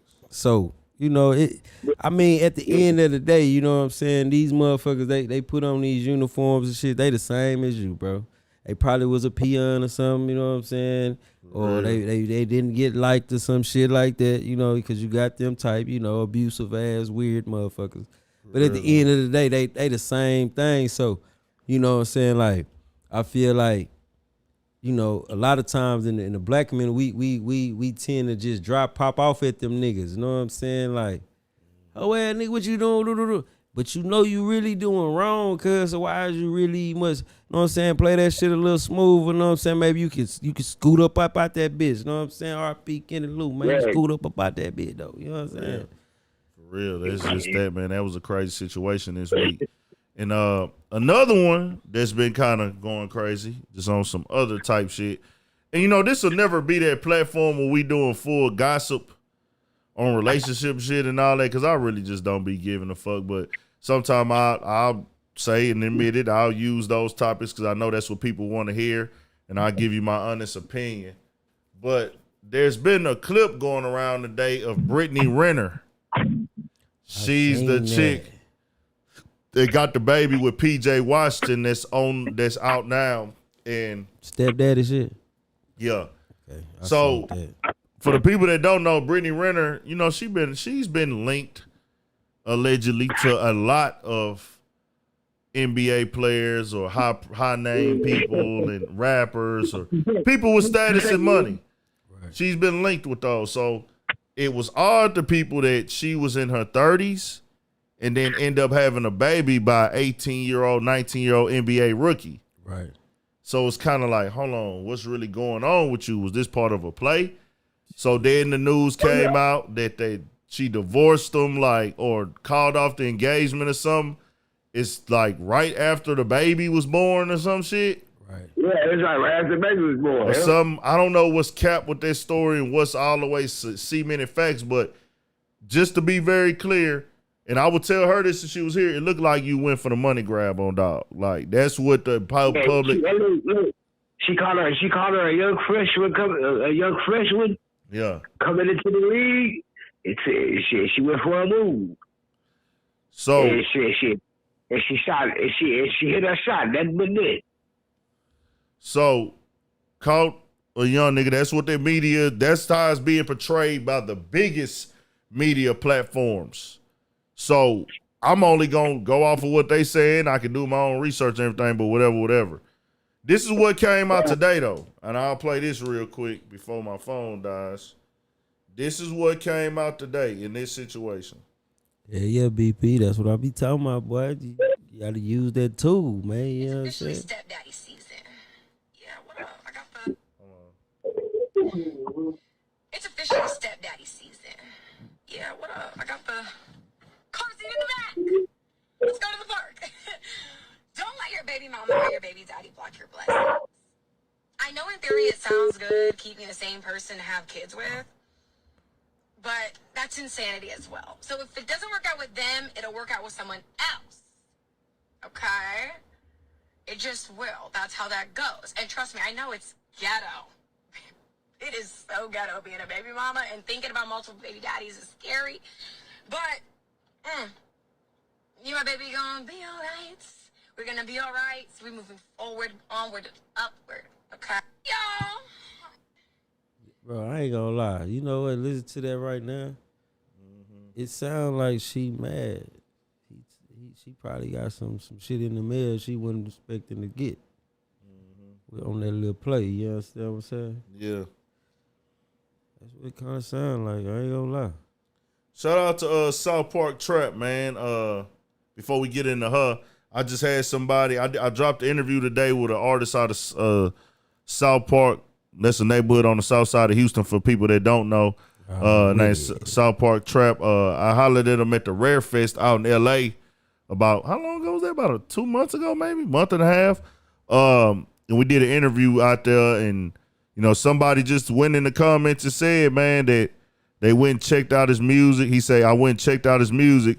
If you scroll past all the South Park cartoons, he has some dope music. Everybody a rapper these days. I appreciate being shown a new artist that's actually dope. Thank you, yo. So this is somebody who be tapped into this platform. So yes, that's a supporter who be tapped in. That's pretty dope to me, where it's like that's what I kind of wanted, where like I do some of these interviews people and somebody will like, oh man, let me go get this guy a shot, man. Let me go check him out and see what he got to say. You know what I'm saying? That's pretty dope. So with her, I mean, I think we pretty much already knows how this story goes. You know what I'm saying? Twan, did you hear the whole get down on that shit? Nah, he didn't get the. Yeah. You heard it? Oh yeah, okay, you heard it. Yeah. Okay. Yeah, I heard it. Yeah. Tough times we living in, man. That shit crazy. Like I say, man, I feel like he said it didn't go down like that, but He said that on the child support part. The child support part didn't go down because they was. I feel like she saw a young one coming into the league, and she took advantage of it. She went for a shot. She was looking to get that Sackleton every month, and that shit ain't working out in her favor how she thought it was. You know what I'm talking about? That's what I believe. And see, that's what I was saying. We can sit up here and speculate. None of this is concrete, but we gonna do it for the entertainment. Get it. You know, the rumors came out that he was dropping like $100K a month on child support that I clearly knew was some bullshit. Facts. Like, bro, I'm like, that don't even add up. I ain't even went to court that many times. But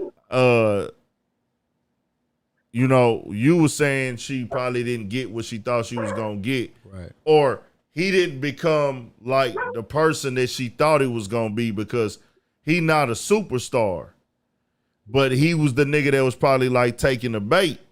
Right. So she was like, well, I got to get one of these niggas, like, you know what I'm saying? And then, not to mention, she already in her 30s. Like, shit, you done been around. Ain't none of these rappers wife you up. Ain't none of these other rich niggas that fly you out. Ain't, bro, that's, you know what I'm just thinking too, though? Yeah. Just how you just said, because you really made me think, like, bro, she kind of looked like she was really, really, like, fucked up by something. Like, I'm just thinking, like, it's officially, baby, it's officially. You heard what she said? It's officially. That's the key word. It's officially. Okay, so what you was doing then before this official? And it's like you can't even try to run the game on us. Well, we were together and he cheated. Like, come on, what you would expect from an 18, 19-year-old nigga who was his first time in the fucking NBA. That nigga mama didn't want to let that shit go down. First time millionaire. I hope they would step in. I hope so too, man. Somebody got to take care of this young nigga, bro. He been put up and hooping his whole life, bro. He been focused on getting to the league. He ain't had time to really get out here and learn how this shit work, man, and really learn these things. A lot of niggas done jumped out there young. They wasn't even basketball players, bro. But she's seasoned. You not the average 30-year-old girl like you is. We all know women mature faster than men in most times. You is a 30-year-old, but you not. Like, you been out here. Like, you been and fucked with levels of niggas, like levels. And this is just what we know, what you attached to for real, what you done took pictures with, and especially what she done told us. Right. I'm not gonna lie, though. I've been turned off by Shorty. I would interview her or work with her, but when she told me she had caught a yeast infection, she didn't tell me that, but I'm talking to me directly. I don't know why I'm telling like she told me directly. That's why I was like, no, she got a video. She got a video saying that she caught a yeast infection, bro. Right. Like she was saying, and I was just like, ugh, like, bro, I know STDs are coming. I know girls catch all type of little shit. Girls be catching shit that niggas can't even catch, right? Man, like, I ain't speaking on them people, man. Well, I don't know. I'm just saying, like, listen, man. Women in general. I just know this. Some shit you just keep to yourself. That's one of them to me. Like, you know, I feel like that word yeast just sounds bad. Like, not to shit on nobody who caught it, because it can happen to anybody. That shit like some shit like cottage cheese looking ass shit. Yeah, I don't even know what it was. It's some nasty looking shit. I don't even know what it is or what go down with that situation. You be looking like that. How does that come up out of there? You know what I'm saying? Damn, I don't know what it is.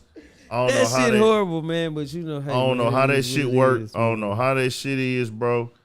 Whatever go down with that situation, they go down with that situation. But like all I'm really just trying to say is, when she said that on camera, bro, I was just like, the way she said it wasn't the fact that she caught it. It was the face she made with that shit, bro. And don't try to turn this until I'm making fun of people with situations. She made her face when she said it's baby daddy season. Yeah, her little face be like a stank little face, like like her mannerisms, bro, be weird as fuck, bro. My nigga BB say, what you say, but that's not really STD, but yeah, it's still nasty. Yeah, it's not really STD. Let me get that correct, bro. I ain't trying to shit on nobody.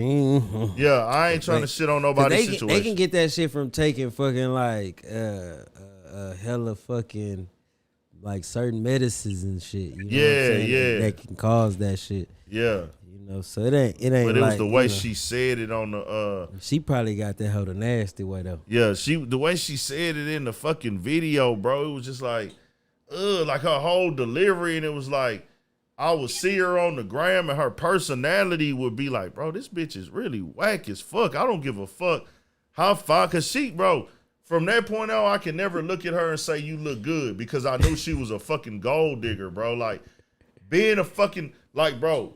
Let me be clear here. There's some bitches that are gold diggers. You know they about the cash. You know they hustling niggas for the bag. You know they looking for that rich nigga they can get over on or trap or whatever. But they still look good than a motherfucker because they discreet about that shit. Like, bitch, I know you a fucking sack chaser, but you leaving it up to my motherfucking mind. You ain't put it out there. Like, you're not blatantly saying. Hold on. They said leave Westbrook alone and Kid Cudi. Hey, you came in at the latter part of this. You know what I'm saying? You can go back and watch the beginning, you feel me? Who said that?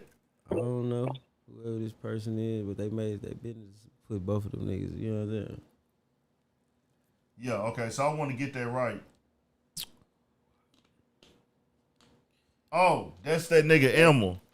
Emil, you want to come in here every time, bro?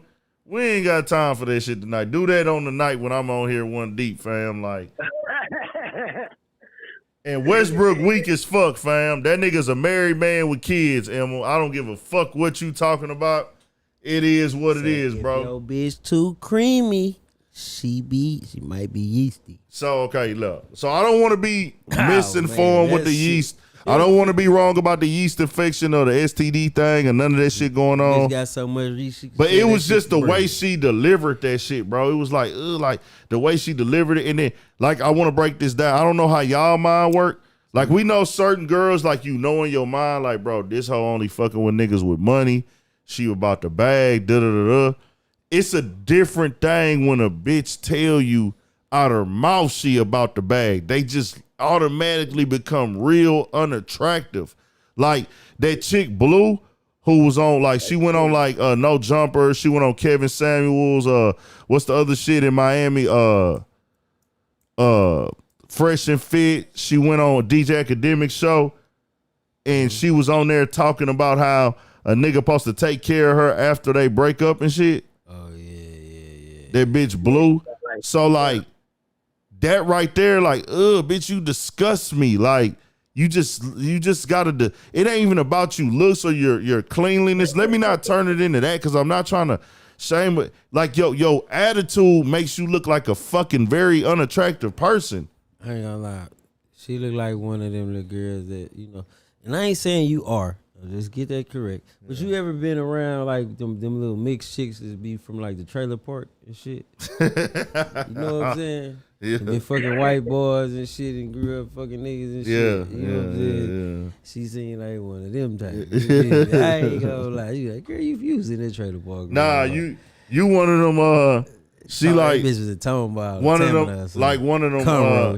That shit. Bitches. I know some girls might get offended by this, bro. Spring bitch. But them white chicks, bro, who be having like 4 different niggas' names tatted on them and shit.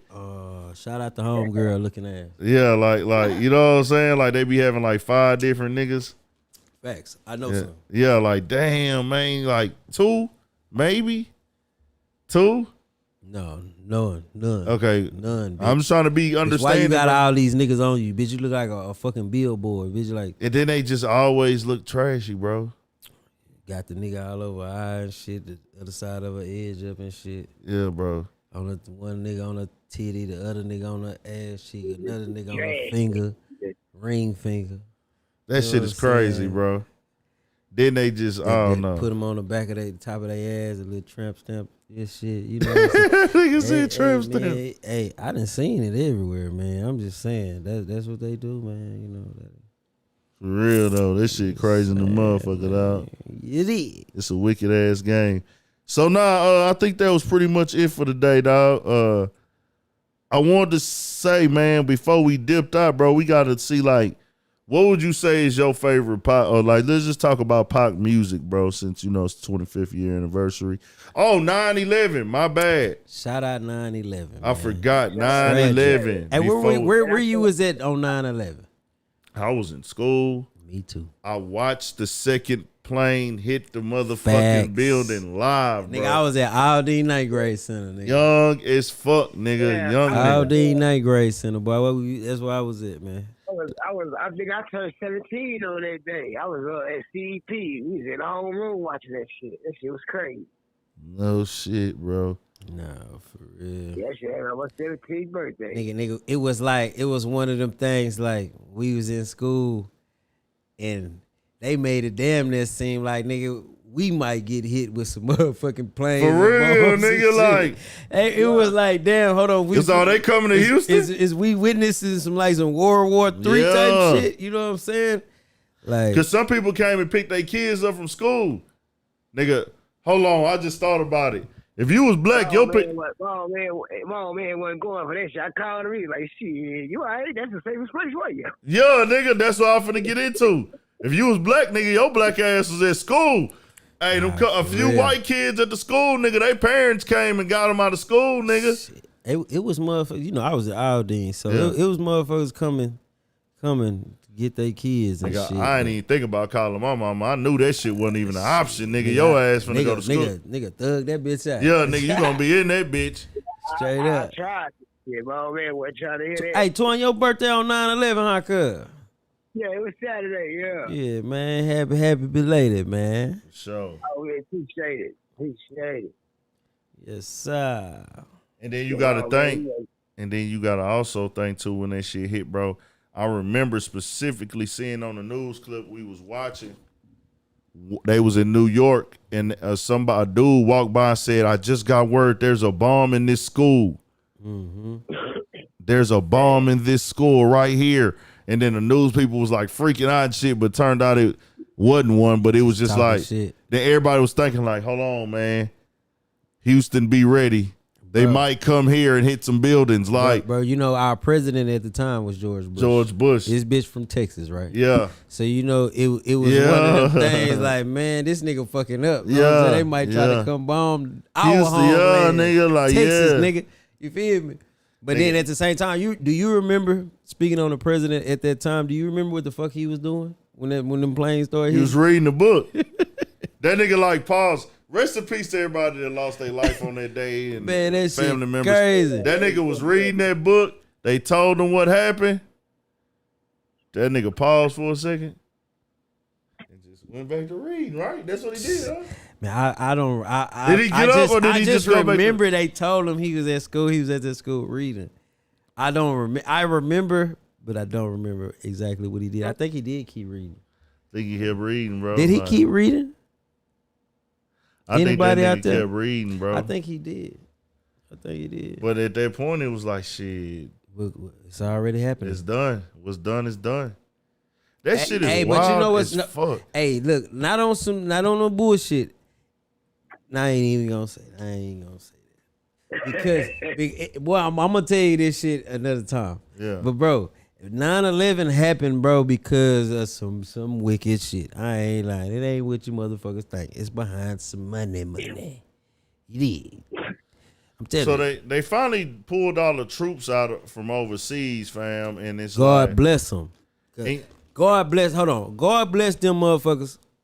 And I ain't gonna say motherfuckers. God bless y'all because, bro, I actually had friends, nigga, class of 05, that went over there and got fucked off, nigga, in Afghanistan. You know what I'm saying? A lot of them came back fucked off in the head and all type of shit that went to Afghanistan. Like my peers, you know what I'm saying, was a part of that shit. So, you know what I'm saying? I'm glad they got their ass up out of there, bro, because I actually that shit started when a nigga was a kid, bro, and they just barely doing that shit, and the nigga a grown ass man. You feel me? Y'all barely just pulling these niggas all the way out that motherfucker.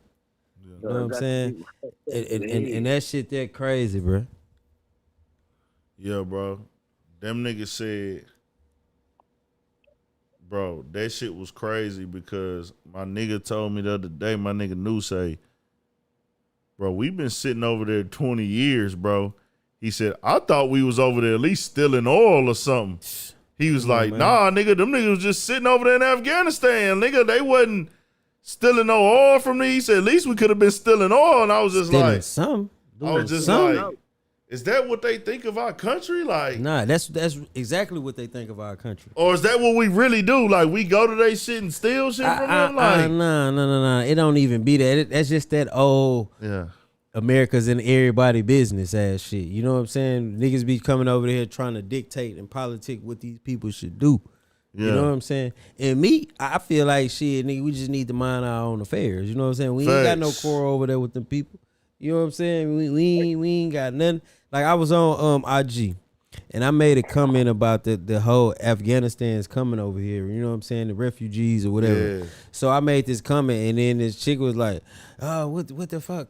They're getting away from the bullshit. They're only gonna send like 50 some people to each state." And I'm just like, bro, I know 40 to 50 motherfuckers that can use all the attention that they trying to get these motherfuckers. You know what I'm saying? Like, on some regular neighborhood shit. I can go show you 40, 50 motherfuckers. You feel me? That you could be giving that little bread to, bro. You want to get that shit to these people. And y'all been over there this long helping fucking they shit up. Because I know you seen them buildings and shit. Yeah. Over there. You seen they cities and shit? Fact. Man, that shit, that's 20 years worth of sitting over there. Yeah. Blowing shit up and shit. That's crazy, bro. Nigga, I ain't got no business over there. I just never was a nigga who wanted to fuck around over there. I see niggas, no lie, bro. That boy say he can't stop watching the videos of them Taliban niggas dancing with them new guns. Because that's another thing. They left all that motherfucking equipment over there. All that weaponry, all that shit. What you mean? They left all them guns, all them tanks, all that shit. They leave it. They left it. Bro, that's billions of dollars worth of shit. You dig what I'm saying? And they left it there. Real shit. And this you gotta understand. It's so much money get lost. I'm gonna just go ahead and say this shit down. Look, it's so much motherfucking money get lost in military shit. You know what I'm saying? Oh, we need this much money. We need this much money for military shit, right? But a lot of that shit, these niggas is rich. These niggas richer than a motherfucker. You know what I'm saying? Shit crazy, dog. I'm telling you, bro. That shit crazy. Rich as hell. So, damn. That shit is super crazy. So let's before we go, man, let's talk about our top Pac records. You know, on 9/11 also that Jay-Z had came out, the Blueprint 1, right? And then I think Fabulous album had came out that time too. That 20-year anniversary for Fabulous, because Fabulous was real hot. That's when he first came out. Thanks. And then the other one came out. They both actually went platinum. Both them albums went platinum like a motherfucker. But they both came out of New York at that time. But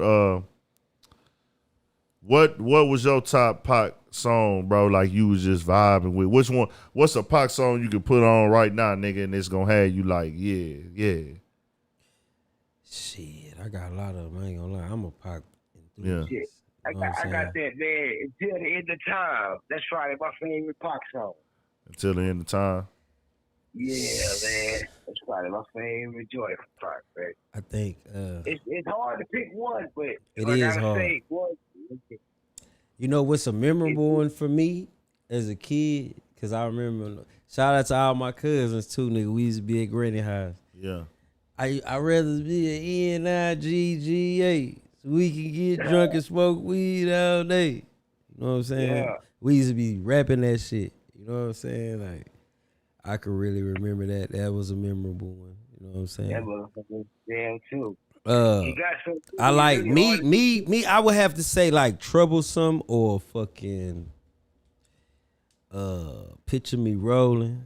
You know what I'm saying? Picture Me Rolling was a motherfucker. Picture Me Rolling a bad motherfucker. The Troublesome 96. And that motherfucker, that Lord knows. And Lord knows. Yeah, man. Hey, boy, say, hey, boy. Ooh, man. Say, man. R.I.P. my nigga Westbeard, man. Say, man.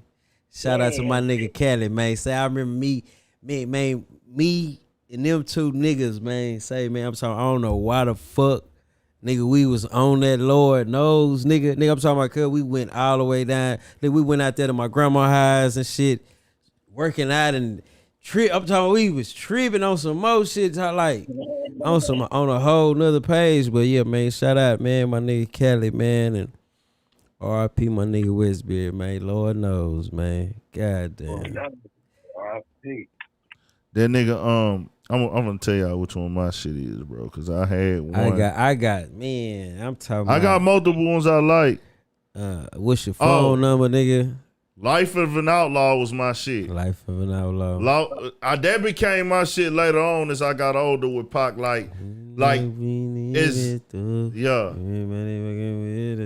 You see, like Life of an Outlaw, bro. Like, cause it's with Tupac. It was a lot of music that was hard when he dropped it. You know what I'm saying? Immediately, pain too. But ain't a bad motherfucker. Yeah, but it's like Pac had that type of catalog where, hey, nigga, I might not even be on this at this age years after that nigga that died. But then one day I might just be getting in my let me get him in this Pac bag today. Fuck it.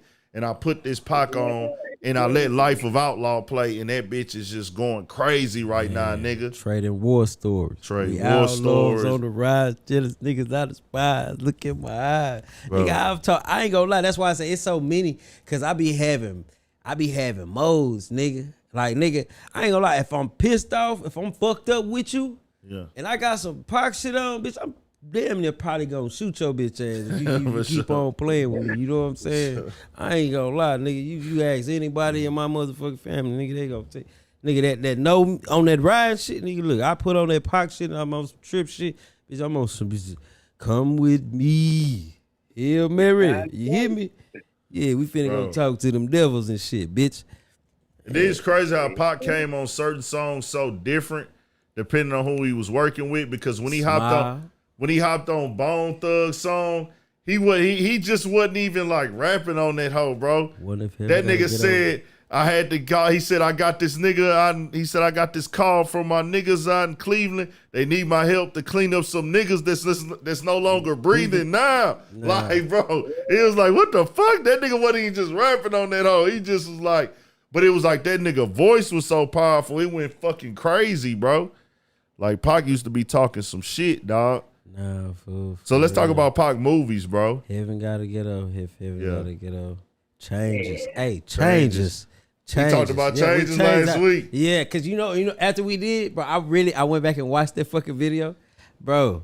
Changes was. I see no changes. All I see is racist faces. Man, say that nigga jumped. Was changes, and then it went crazy on the charts. Yeah. Was changes one of the biggest rap songs of all time? Yes, and I'm gonna say that. Yeah. And reason why I'm gonna say that because the 20-some year revamp of that bitch when old boy got smoked. George Floyd, nigga, that bitch peaked.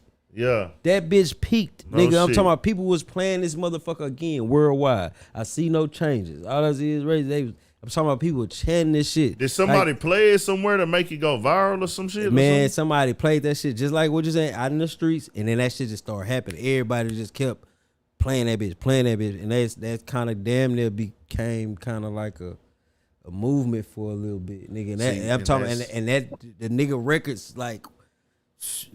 And see, that's what's crazy, like with the time we in now, like a George Floyd dying and then changes going back and getting in the mix and going viral a little bit. That kind of like changed. That's the power of the internet. Cause now that song, everybody got some type of music streaming service on their phone. So it's like, hey, nigga, I heard changes. I could really just go, even if I only stream it one time, I could go back in time and like this is now a stream for the music catalog as opposed to me going and playing it on the CD, like iPod, like certain different shit. You know what I'm saying? Hey, you know it's so nostalgia with the CDs and shit now. You know what I'm saying? But nigga, do you remember the CDs though, bro? Like that was like a good feeling, nigga, to get a new CD. Like I ain't gonna lie, I don't enjoy getting a stream or a download how I got the you know what I'm saying, like the satisfaction of actually having a CD or a tape. You like I gotta go get this. How we going to Soundwaves, we going to what's the Music Depot, you know what I'm saying, we going to Point, you know what I'm saying, we going to Best Buy, Exchange of Sounds, Target, nigga. They used to go a couple places to get these motherfuckers, you know what I'm saying. So it's just like the experience of that shit. I ain't gonna lie. I wish this generation could experience that. Like Yeah. would have experienced that because that shit made shit more authentic. Yeah, it made you appreciate It the made music. you appreciate it way more. Yeah, you know what I'm was like saying? you was looking forward to going to the CD store and buying it. But It remember made the artists. niggas used to be in lines Yeah. like how niggas be in lines for shoes. Niggas used to be in lines like that for music, for Yeah. CDs, for tapes. And that's why I made that comment one day on live, and niggas acting like they couldn't get with it that our rappers were our heroes. Because it was like, yeah, Right. nigga, like we used to go to the city. nigga Radio Shack. Nigga, we used to go to places and wait for these niggas CDs to drop, bro. And then you dressed and acted like niggas from your region, nigga. So they was Facts. really like, even if, okay, like, of course, nigga, me being a young nigga, of course, I was throwing up the dub, nigga, and I'm way from H-Town, nigga. Come on, man. But I'm throwing up the West Side, nigga, because of Pac, nigga, with the red bandana on, nigga, you know what I'm saying? Throwing that shit up out the window. Or nigga, he was throwing up the middle finger at niggas out the window that time. They was right, they was swerving in the car. Spitting and shit. Like that was the red bandana day, but the other time even when he was in the car, yeah, he spit. he was like hanging all out the car, but twisting his head like fuck that nigga, fuck that. Like nigga, I was on that shit. Like yeah, Facts. nigga, fuck them niggas. I don't even know who he talking to, nigga. Right, nigga made niggas pick a side. Yeah, You know what I'm saying? and it's like that today, bro. And it's still like that. And they set that to me, they set that bar. Like after Yeah. that bar, like niggas, you Pick know what the I'm saying? side, You're gonna bro. have to pick a side. That shit bitch. crazy because it's Who like are you with, nigga? Because nigga, The we riders was of like punks, nigga. we was nigga. We was kind of like stands damn near Straight back ballin'. then. What they saying? All these. I'm We finna ain't go had play the Pac internet. when I get in the car. We ain't had the internet to express that shit though. But niggas was most definitely living that shit as fans. Like nigga, fuck them niggas. Nigga, West Side. Nigga, like What? Bad I was boy listening killers. to both though. I was listening to both though. I was jamming both. Yeah. I wasn't. I ain't gonna lie. Yeah, I was jamming both. I was not listening to Big Papa unless his ass was on 97.9 The Box. But if I had to choose, I would Or have if he was chose on Pac. MTV or some shit. Yeah, I was listening to both. I was on both of them. I ain't never bought one of them nigga records. I ain't gonna lie to you. I was on. I both. and I ain't gonna lie, real nigga shit. Nigga on some East Coast shit, I started liking Jay-Z, nigga, because I feel like them niggas died. I ain't gonna lie. Cause my older cousins was fucking with it and they was into them hoes selling crack and shit. You know what I'm saying? Yeah. So I started fucking with them niggas. Shout out Jigga, man. You know what I'm saying? Should free that boy Luke, man. Shout out to my cousin Norris, man. Look, man. These niggas I never forget, bro. This is the first time I just seen like a lot of crack, nigga. I'm talking about like a lot of that shit. Yeah. And these niggas in that bitch, we had the Dreamcast and shit. You feel me? And they was playing the motherfucking Reasonable Doubt, the video. Yeah. You know what I'm saying? I'm talking about the actual video with the whole little movie shit. You know what I'm saying? Yeah. So nigga, they up in that bitch. You know, it's like a like some theatrical rapping shit. You know what I'm saying? Yeah. So, nigga, and these niggas up in that bitch doing this and doing that, nigga, and I'm just like, damn. Yeah. I started listening to Jay-Z. You know what I'm saying? Shit This was nigga talking about motivation to the he streets. getting some money. You know what I'm saying? So that's what really attracted me, because it was like, all right, my first time listening to this nigga, but actually these niggas breaking down to me what he's saying. You know what I'm Yeah. saying? And yeah, cause this what he talking about right here. You know what I'm saying, man? And yeah, man, that shit that was classic, man. Shout out to Jay-Z, man. That shit right there was crazy, bro. At that time, that was just a crazy motherfucking time, bro, for shit show. Thanks. Did you think the rap game went in limbo after Biggie? Went in limbo? Nah, I didn't go.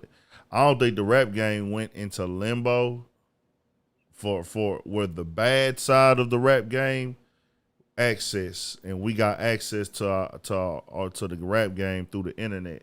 Once the internet became a part of the rap game, I think that's when the rap game went in limbo. For better and for worse, there's a lot of plus that came from the rap going to internet. Right. But that's when a lot of negative shit came out too with rap. Like it was always having negative shit going on. But see, at it was first, just in the form of forums, though. yeah, it was just I just say and the negative side of rap was something we really didn't see. Like the personal shit. Right. We only seen what got out, and it very rarely got out. in magazines. If you wasn't on magazines and like, yeah, you know what I'm saying, shit like that, you probably and it had to was be real out incident. of the loop. Yeah, you know wouldn't know. You had to like be in the industry to know. It wasn't no, because it couldn't anybody just hop on their phone and make a video. Couldn't nobody. Wasn't no YouTube channel to upload information to. Wasn't no digital magazines that nigga.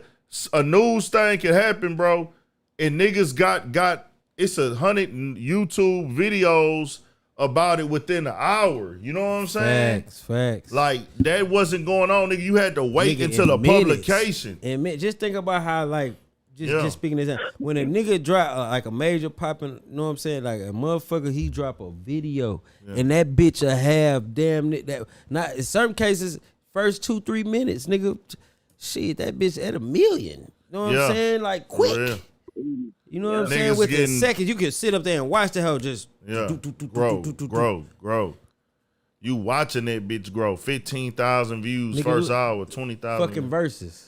Yeah. Think about the Verzuz with the Gucci Man and what's the name? How that shit went up like that. I'm glad you brought that up because it was one thing too with the Verzuz.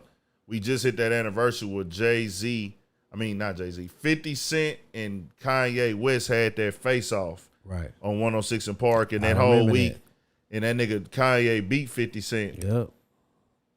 At that time, bro, that's how crazy the game was. They were actually promoting going to buy the CD at Walmart. Come on, man. Tell the truth. They said go buy the CD at Walmart now. That's what they were saying on 106 and Park. Roxy and Terrence.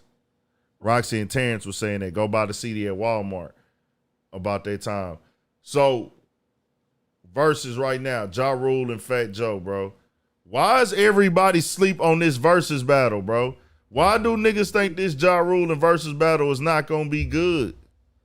That motherfucker gonna be good. I think because of the, you know what I'm saying, that the whole 50 Cent shit with Ja Rule. Cause he really made, and this is so crazy. Niggas was actually Ja Rule fans, bro. Facts. A lot of niggas, bro. Facts. And when 50 came and did what he did, niggas stopped fucking with Ja Rule, bro. It's fucked up. And it's fucked up, but it's just the motherfucking facts. It's the facts. And I feel like that's what's really, you know what I'm saying? 50 did a number on them guys, man. 50 then the feds and all that going on too. Yeah, but see, we ain't know about all that fed shit. We ain't know about the fed shit till later, but we just talking about the music. Yeah. Strictly music, strictly, nigga, you wasn't saying nothing, you wasn't doing nothing. Okay, we let it find out it was the feds or whatever, but I kind of feel like you just saying that shit, you just ain't really have shit. Cause you niggas was trying to come out New York, what to say? I got 100 guns, 100 clips, and all that old shit. But that actually came after after 50 got solidified. That came after Clapback, because remember he dropped that song, We Gonna Clap Back. And it was weak. But see, that came after 50 was already solidified. He was already stamped. That shit was a year after everything, but that's what I was saying. Later on, we later find out that the feds was the reason why they wasn't responding. Cause it was like, damn nigga, like that nigga just came out smashing and we didn't hear shit, nothing. And it was like, what the fuck? And that shit fucked up the whole label. And 50 Cent music was just, bro, the story, the imagery, the shit talking. Then he was running with Dr. Dre and Eminem. Eminem was already stamped as one of the hottest. At that time, everybody had respect for Eminem rapping ability. Yep. And then you know what else it was too at 50? The whole bulletproof shit. I got shot this many times. Yeah, then shot 9 times. And walk around with the vest. That's all we talked about in school. Bullet in his jaw and shit. And you know what I'm bro, saying? That's all we talked about in school, bro. All we talked about in school was how that nigga got shot 9 times and didn't die. No, straight up. That's all we talked about. Straight up. That's all we talked about in school. This nigga got shot 9 times and he ain't died. He ain't motherfucking died, bro. That's all we talked about. So now I just look at Ja Rule, bro. Like I'm looking at the verses. This shit is gonna come down to performance. Today on this show, because it come on tomorrow, and we'll talk tomorrow night. I want to pick Fat Joe on some slick shit, But I just feel like Ja Rule gonna come out that hole. I feel like Ja Rule know his performance is everything. Bro, and he gonna hit all that. You know what I'm saying? You know, he was always like a moving ass nigga in the videos. Exactly. And shit, you know he was always a performer. Right. Holla, holla. You feel Like, me? bro, like. He was really pushing that shit. That nigga Bobby Brown used to come on, and I know you're getting bored. And then Ja Rule come behind him on that hoe, dancing and all that shit. And I ain't gonna lie, my boy Fat Joe, I don't want that nigga to really just, you know what I'm saying, move too much or sweat too much, you know what I'm saying? My boy Beard might slide off his face, wait, chill, bro. But you know I had to throw that little barber joke up in there, man. They be had my boy Crispy though, but I ain't lying, man. Fat Joe that say shit might start running down his face. Yesterday's price is not today's price. Facts. And plus, I'm in Hermes. But let's be clear, Fat Joe got the more current records. And Fat Joe got like, I ain't gonna lie, Fat Joe got some nice songs. Cause like when he started like dropping his shit, cause think about it, like he been dropping shit since the early 90s. Yeah. So then boom, fucking Big Pun shit happened. Yeah. Then he was like kind of squad. Then that nigga just came with that whole terror squad movement. You know what I'm saying? And they had shit. They had a few shits. Like Lean Back most definitely gonna get performed. Make It Rain. Then you gotta think he on them shits with Khaled. He on like 4 hits with Khaled. Right. That one song that all them niggas was on there was him, Wayne, Dre. He got Fat Joe on some shit, bro. It's just, it don't all be on the top of niggas' head. Then recently, I'm all the way up. Like, and then he in New York. You got to take advantage of the crowd in New York. The age demographic that's going to be at this show is going to be like late 20s to 50. That's the demographic that's going to be at this show. They're going to know those older Fat Joe records out of the East Coast that was smashing when Big Pun was still alive for them. You know what I'm saying? That's going to mean more. So, and then you got to think Fat Joe that did a lot of music with Jennifer Lopez, all that shit, bro. Right, he got he got some Spanish hits and shit too. I know they ain't gonna play that shit, but I'm just saying, like, he got a lot of shit. He got shit, bro. Fat Joe got shit. Yeah, I feel like I know Ja Rule got more hits. Fat Joe been doing though. some shit. That's another thing. See, how many albums Ja Rule got? I don't know. You remember that? Lord, can I get it break? He got some shit though. But that's like on that Venice Vega, Vinny or some shit. Like, he got some shit. Fat Joe, man. Ja Rule got some classics, bro. Because Murder Inc. was popping some good shit. Then he got them songs with Ashanti. He said he owns 17 number ones. He said, I got 17 number ones, bro. 17 number ones. They was asking that nigga, they was asking Ja Rule, did he think that 50 would come in? They was asking Ja Rule, did he think that 50 was going to come out on stage and try to do something? And he said, I'm not worried about that. I asked him, if he wanted to get in the gauntlet. He said no, he didn't respond or whatever. And I told them to get at him, so this ain't got nothing to do with him and da-da-da. He said, I ain't worried about nothing. No, man, it's whatever. Like, who said this? The niggas on TMZ asked Ja Rule how would he feel if 50 Cent. Actually, let me say exactly how they said it. Man, we've been hearing that 50 Cent might come out there too. Like, you know what I'm saying? With Ja Rule, like, with Fat Joe. Because, Fat Joe and 50 squash, they little shit. Right. They cool now. They ain't finna do that. Yeah, they ain't. I mean, Joey been trying to get that. He say he been trying to make that shit work for the longest. But I'll tell you like and this, 50 though. ain't having that shit. But 50, at the same time, bro, he's going to do something petty. He's not letting this night go smooth for Ja Rule. I would be a damn plumb fool to think that 50 Cent got some petty shit lined up for this shit. Do you think, bro, that would be, I ain't gonna lie, it wouldn't be, I'm not even saying nothing physical or at the concert, even if it's after. No, I'm saying like I don't think that would be fair for Ja Rule if he came outside with Fat Joe, bro. That ain't gonna be fair. That ain't gonna be fair. No. I don't think he gonna come out. I don't think he's I'm just saying, you know, not the talks. I'm just speaking, you know, hypothetically. I just know he has something in it that's gonna, even if he don't have nothing planned, bro, he's waiting for Ja Rule to fuck up or do anything lame or anything that he can make a joke out of during his verses. Because as soon as that bitch out go off, he's getting on Instagram. You can't put nothing but, above or beneath this man. This is a nigga that bought. This is a nigga that, Hold on. It's storming outside like talking about. I'm seeing a couple of people that really like and love us. Saying it's it started? It started, yeah. It's starting to come down a little bit. Bet for sure. We gonna get up out of here. But what I wanted to say was, dog, don't take for granted with this nigga 50 Cent. This nigga is a nigga that actually bought concert tickets so a nigga's show could look empty. Facts. There is no link that this nigga won't go to get his shit out. I mean, I know that, but I don't think he can fuck with the Verzuz shit, huh? No. That's what I'm saying. I don't think he's gonna be hands on with it. But I'm saying it's not in him to let this night go like he has to say something at least. He said something about your boy dying because he Michael down with them niggas. Yeah. Nigga, we know he. I'm not thinking he gonna do nothing to the Verzuz event. I don't think he gonna do that. I'm thinking that nigga just gonna, hey, I'm about to motherfucking tweet or I'm gonna post something on Instagram that's finna clown Ja. But yeah, man, thunderstorm approaching. We had to get one more in for y'all. It's on YouTube.